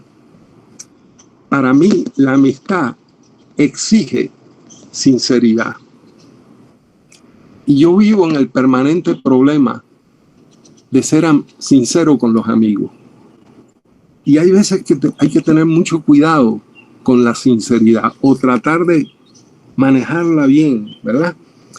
Sabe que mi relación con Octavio Paz, un mexicano a quien admiré y admiro muchísimo, y fue muy amable conmigo. Él tiene una frase así como que hay que echarle ácido a los ídolos, o sea, hay que ser crítico. Él es una persona. En alguna ocasión fui crítico con él, pero crítico de una manera muy cariñosa. Y aquello fue, caramba, él se sintió sumamente atacado. Porque saben, Octavio, uno lo llamaba, por ejemplo, yo llamaba de Nueva York y estaba apesadumbrado. Le decía, ¿qué sucede? Me decía, ¿sabe cuál es el último rumor? Que yo estoy recibiendo cheques de la embajada americana. Le digo, pero ríase de eso, ¿qué espera que van a decir? Era un tipo muy atacado y muy protegido por sus amigos. Pero entonces los amigos tenían que formar, como esa película de vaqueros que cuando van a atacar a los indios, ponen las carrozas en círculo así, para venderse, ¿verdad? Los amigos, entonces los amigos de Octavio mexicanos me decían, pero ¿por qué le discutes al maestro? A él no le gustaba que le dijeran maestro. Me decía, pero ¿por qué le discute? Y a mí me parecía un irrespeto que Octavio Paz dijera algo con lo que yo no estaba de acuerdo. Por ejemplo, él pensó que yo era marxista, porque en su casa habló tanto contra el castrismo que era más anticastrista que yo, lo cual era imposible. Entonces yo me fui de su casa en la calle Lerma, que tiene un ascensor privado, y me fui cantando el himno de la revolución, pero lo hice en broma como cubano. Él juraba que yo era marxista.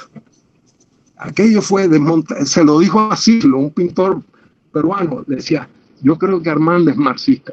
Imagínate tú, Octavio, Armand marxista. Bueno, entonces hay que tener, no sé si, bueno, sigue, te interrumpí, dale. No, todo bien, de hecho me había encantado esa carta y yo había contestado también, pero lo que había pasado era que después el contacto pasó a través de Joan Gotera porque me había contado Joan que vos en ese momento estabas con problemas de internet en Caracas. Ahí se nos había cortado un poco. Pero bueno, retomemos las cartas largas después. Bueno, cuando no hay problemas de internet, a veces se va la luz.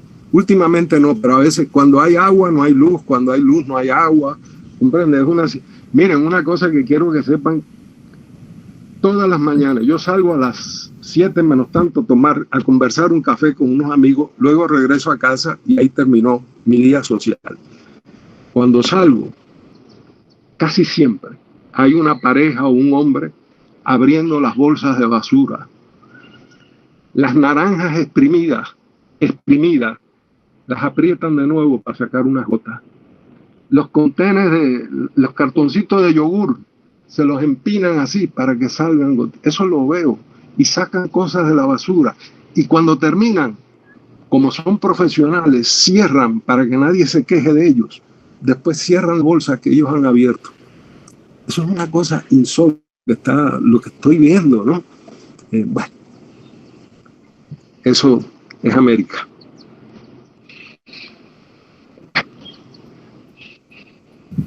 ¿Tenías algo para comentar, León, acerca de las lecturas y de Lezama? Sí, de hecho tengo una pregunta un poco ya habías hablado de Lezama y la página en el poema del Toconoma, y porque yo me preguntaba, yo el año pasado había leído varias veces tu ensayo contra la página, ¿no? Que es una teoría sobre la página como elemento activo de la escritura, ¿no? Como la posibilidad.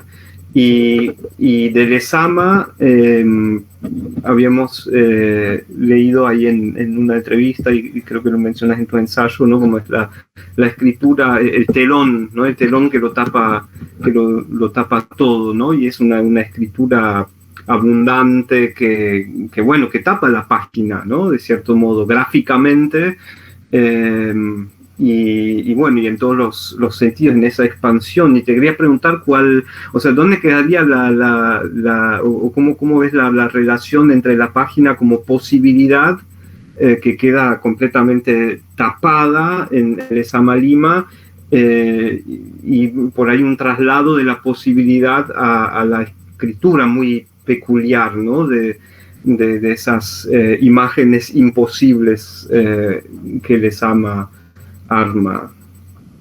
Bueno, voy a tratar de... Hay dos extremos en la página. Los dos son muy cautivantes. El concepto de página en blanco, ¿no? Mallarmé, ¿verdad? Pero el propio Mallarmé ha de elevar la página a la potencia de un cielo estrellado. O sea, al cubrir la página, si lo hace un poeta, ¿no? La idea de, digamos, borrar la página en blanco con la escritura, ¿verdad? Depende de cómo se haga, se logra un cielo estrellado. Pero yo lo que quiero que comprendas la palabra contra, o sea, no como una negación, o sea, sino dialécticamente. O sea, uno está contra la página para que ella nos responda. Es un poco, recuerda, cuando tú cuando la imprenta golpea la página para mancharla, ¿verdad? Cuando tú escribes con lápiz, aprieta, o cuando hacen mail, que le hacen agujeritos, ¿verdad? Todo eso que está en contra de la página es lo que la transforma. Y tú sabes lo que a mí me sugiere siempre. La idea de un bisturí. O sea, que la relación nuestra con la página como cuerpo es como la relación de un cirujano que quiere salvar a un cuerpo. Y cuando cuando abrimos la página como cuerpo, estamos viendo si está viva, qué problemas tiene. La vida del poema, de la página, es el sentido. ¿Qué sentido le podemos dar a esto? Entonces yo veo como un acto quirúrgico, un acto de penetración, un acto en contra, pero en el sentido de apoyar, de rasgar para ver lo que hay adentro, ¿no? Y en la página en blanco es la página en blanco es la infinidad de posibilidades. Por eso cuando tú la abres y empiezas a escribir, tú no sabes por dónde vas a ir, o por lo menos algunos de nosotros no sabemos por dónde va, porque eso es un cuerpo vivo, ¿verdad? Que está latiendo, hay partes vivas, se mueven. Entonces, el escritor, creo yo, cierto tipo de escritor tiene algo algo de acto quirúrgico, de abrir, de investigar, de sanar. Por eso le hablé de Lezama, las páginas de Lezama como vendaje. O sea, él es un hombre herido por muchas cosas y él se va como hacían los egipcios con el lino para momificar. Vamos a poner que Lezama es una especie de momificador de sí mismo que se va cubriendo en lino, pero ese lino son vendajes. Un tipo, yo creo que es un tipo muy herido, muy dolido, muy solo. Así lo veo yo, ¿no? Saben que una vez, quizá una última anécdota antes que se cansen de mis anécdotas. Lezama, que se la daba, como les digo, de machazo, ¿no? En una reunión del Grupo Orígenes, fue el cumpleaños de una de las hermanas García Marrús. Eran dos, Fina y Bella. Fina estaba casada con Cintia Huitier y Bella estaba casada con Eliseo Diego. Y Lezama hizo un brindis por una de esas García Marrús y dijo: qué lástima que los padres de estas bellas cubanas no hubieran tenido una tercera hija, porque quizá el destino me lo hubiera deparado a mí. Lezama fue y se sentó, y Bella García Marrús, que era una mujer no de su época, era más avanzada de su época, se le paró frente a Lezama y le dijo: Lezama, yo estoy aquí. Lezama se le cayeron los pantalones. Wow. ¿Comprende la situación? O sea, Lezama haciendo el papel de gran machazo y una bella cubana se le acerca y le dice: yo estoy aquí. Y Lezama no sabía dónde esconderse. O sea, pero ¿cómo no sabían cuál era la realidad? Esos eran los íntimos amigos de Lezama. ¿Cómo no sabían su realidad? ¿Cómo no se interesaron? Lezama, ¿quién eres tú? Dinos tu nombre, dinos quién eres, ¿verdad? Entonces, bueno, sí. Ese es el barroco. En ese sentido, Sarduy, que fue muy amigo, era mucho más sano. ¿Saben quién era mucho más sano para hablar de un argentino maravilloso? Manuel Puig. Ajá. Sí. Manuel, me están criticando algo. No, por favor, no. Sigue. No, es mi director técnico aquí. Mira, Manuel vivía en la calle Cornelia, en el Village, y yo tenía un amigo griego que tenía una fonda griega donde llevaba a los amigos. Y yo tuve que decirle, porque él no quería cobrar, hablaba un poco español. Y entonces yo le decía: mira, vamos a hacer una cosa. Tú pones la retsina y la taramosalata, que era algo que él hacía al momento, pero tenemos que pagar las cuentas. Y llegamos a ese acuerdo. Entonces yo llevaba allí a Severo, a Javier Sologuren, llevaba a los amigos. Y a Manuel, que vivía cerquita, íbamos allí. ¿Saben que Manuel era un tipo bien parecido, pero era completamente calvo, ¿no? Igual que Severo. Severo decía: Octavio, es que cuando yo agito mi melena se vuelven locos los franceses. Y era así, la calva, como si tuviera una melena, una gran melena. Bueno, Manuel no se travestía, Severo sí, pero Manuel era una cosa increíble. Él decía: esta semana yo soy Esther Williams. Entonces los amigos le teníamos que decir Esther Williams. Y él era un experto sobre cine. Él vivió de eso, de organizar los ciclos de cine para las televisoras mexicanas. Entonces, una vez vamos a esta fonda para que vean a Manuel. Nunca me habló mal de nadie. Hacía así, levantaba las cejas. Si yo le preguntaba por alguien, hacía: aquello era horrible, mejor no. Pero una vez vamos a la fonda esta, nos traen la resina y yo no sé quién era él, si era Esther Williams, y yo le estoy hablando, bueno, y me dice: Octavio, promete que esta noche vas a respetar mi honor de mujer. Le digo: Manuel, no te preocupes, que yo soy un caballero y voy a respetar tu honor de mujer. Los camareros de allí eran mexicanos, por cierto, y me conocían. Y había uno que parecía Pancho Villa, así que yo lo veía casi. Y entonces me dice Manuel, venía acercándose el camarero y Manuel me dice: no, júramelo, porque ustedes los hombres no tienen palabra. Digo: Manuel, no jodas más, quédate quieto, que viene el mexicano. Nos hemos empezado a reír. O sea, él tenía, una vez en Caracas, en una piscina, estábamos en el Hotel Ávila, invitados, y estaba en la piscina y me llama, yo venía caminando para el bar y me llama, y hace así nada, y se pone en el quicio de la piscina así, me dice, ¿a quién te recordé? Le digo, a Esther Williams. Me dice, ¿pero en qué película? Digo, no sé, me dice, Queen of the Mermaids. Bueno, había gente que aceptaba. Manuel se tuvo que ir de Nueva York por la agresión contra los homosexuales, ¿verdad? Había jóvenes que agredían, pero Manuel y Severo fueron mucho más sanos en aceptar. Lezama era el tipo del closet, ¿comprende? Sí. Ese hombre no salía del closet, no salía de su cuerpo, encerraba más en su cuerpo, en capas y capas y capas de cuerpo, ¿comprende? Sí.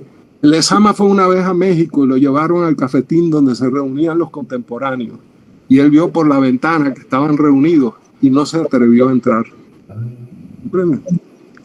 Él era un tipo muy arrogante y muy tímido, porque era tan desconocido que él sabía que él merecía ser conocido, pero como era desconocido, ignorado, a veces le daba por arrogancia, ¿no? ¿Comprende? Entonces él decía, por ejemplo, una vez dijo, por ejemplo, decía, en serio, decía, no voy a omitir el nombre, porque es un gran nombre de nuestra literatura, decía, fulano está esperando mi próximo libro para él hacer el suyo. Y los libros de ese fulano no tenían nada que ver con los libros de Lezama, pero él pensaba, comprende, como estaba tan discriminado casi, ¿no? Él sentía que estaba mucho más presente de lo que en realidad estaba perdido en esa isla, ¿no? Bueno. Octavio, ¿quién es Juan Rodríguez? Poeta que tú citas.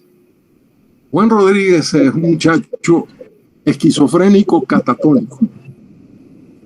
Esto me asusta porque hay varias gente que se han identificado conmigo, entre ellos Rey, que tienen algo de locos. No se rió. No, Juan Rodríguez es un muchacho que se identifica con mi escritura y el psiquiatra de él me pide permiso para que él se pueda comunicar conmigo. Él vivía en la Florida, yo en Nueva York, hace muchos años. Entonces empezó a llamarme. A él le decían Juan el Buda, porque la catatonia, por ejemplo, él iba a una librería, estaba una persona para pedir, oye, ese libro, El Quijote, yo no sé de quién es, pero quiero un ejemplar. Llegaba un cubano de eso. Y Juan Rodríguez empezó a echar unas carcajadas. Era un tipo mucho más grande que yo, grandísimo. Entonces la gente se asustaba y se iban, y el pobre librero perdía la venta. Pero después que él hacía eso, se quedaba 2 o 3 horas en la misma pose, sin moverse. Él, cuando se ponía muy mal, la mamá de él y la hermana también eran esquizofrénicas. El padre abandonó la familia. Cuando él ya se sentía muy mal, él salía desnudo a lo que llaman el front lawn, el jardincito que hay frente a las casas de Miami. Él salía desnudo ahí para que los vecinos llamaran al manicomio y se lo llevaran. ¿Comprende? Sí. Entonces se pasaba unos meses en el manicomio y volvía a salir. Nunca, era impecable. Yo quiero publicar, porque él hacía unas cosas que se llaman documentos. La mecanografía era impecable, impecable. Pero nunca ponía su nombre, Juan Rodríguez, pero nunca firmaba. Al final, cuando se hizo muy amigo, me envió una foto y a veces aparecía algo de su caligrafía. Él se dejaba en frío, así ¿comprende? En mecanografía. Sí. Era un esquizofrénico catatónico, hablaba francés perfectamente, el inglés perfectamente, pero era catatónico. Era catatónico. Porque tú citas unos versos ahí impresionantes con la imagen del garfio, ¿no?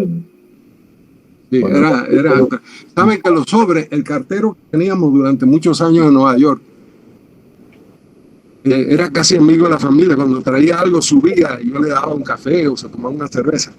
Y a él le encantaba, me decía, ¿quién te escribe estas cartas?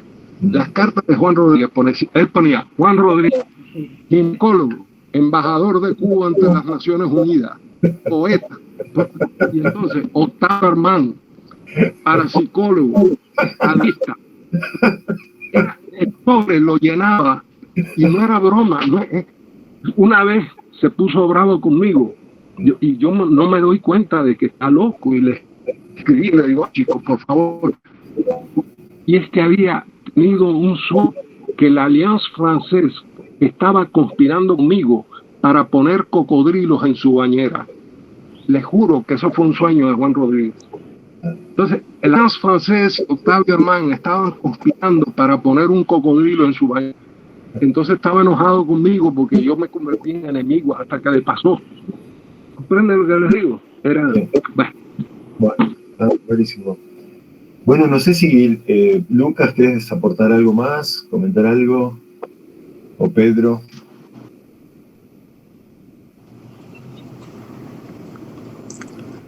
Bueno, mira, mi cariño para México, para Uruguay, Patagonia,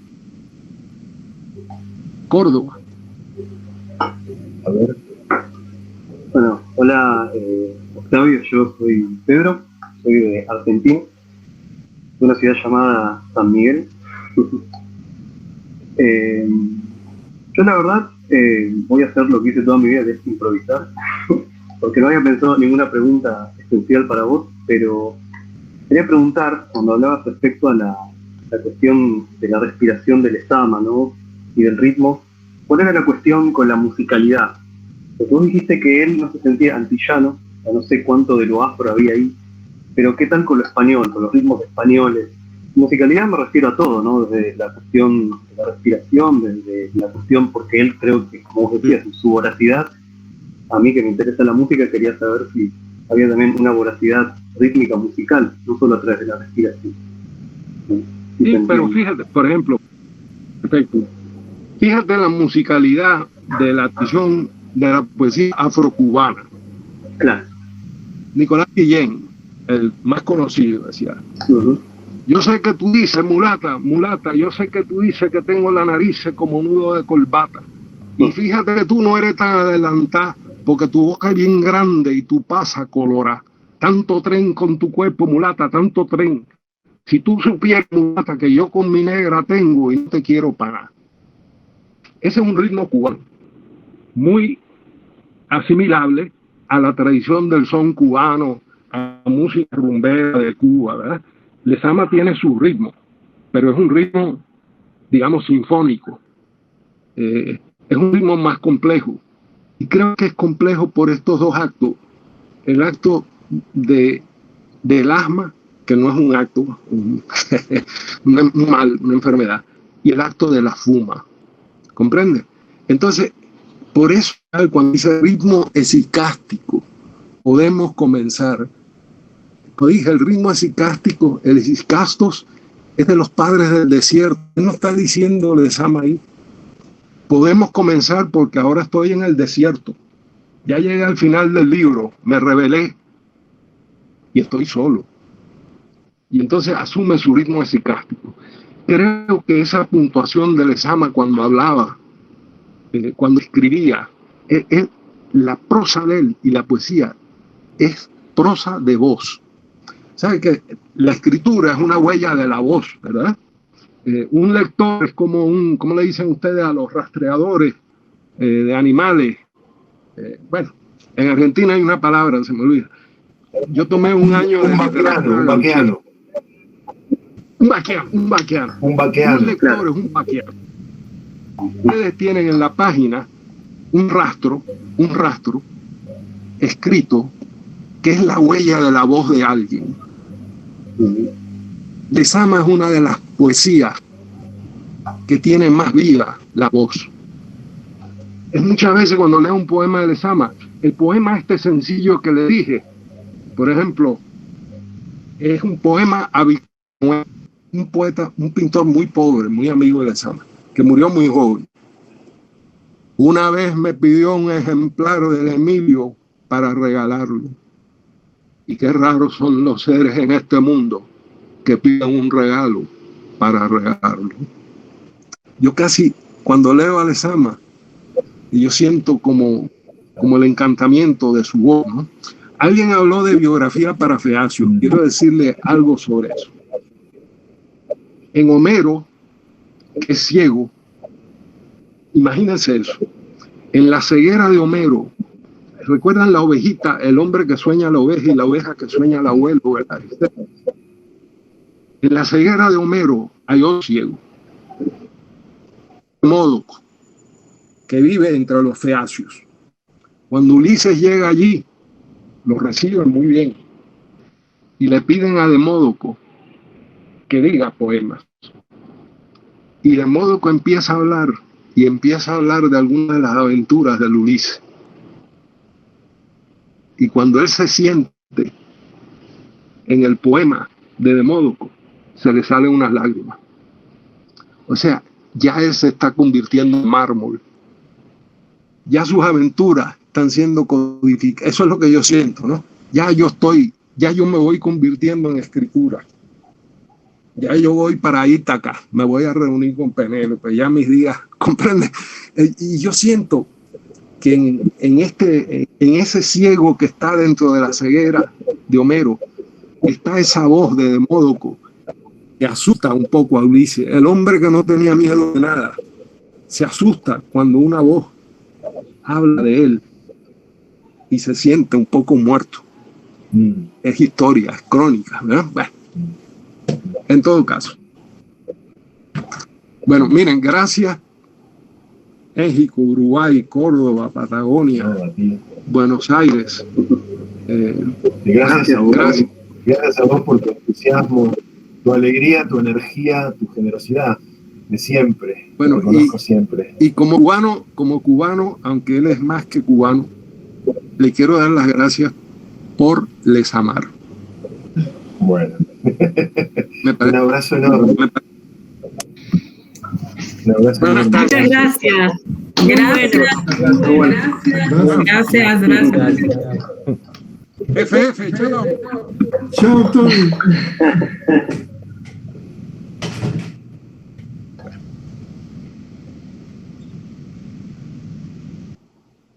No sé.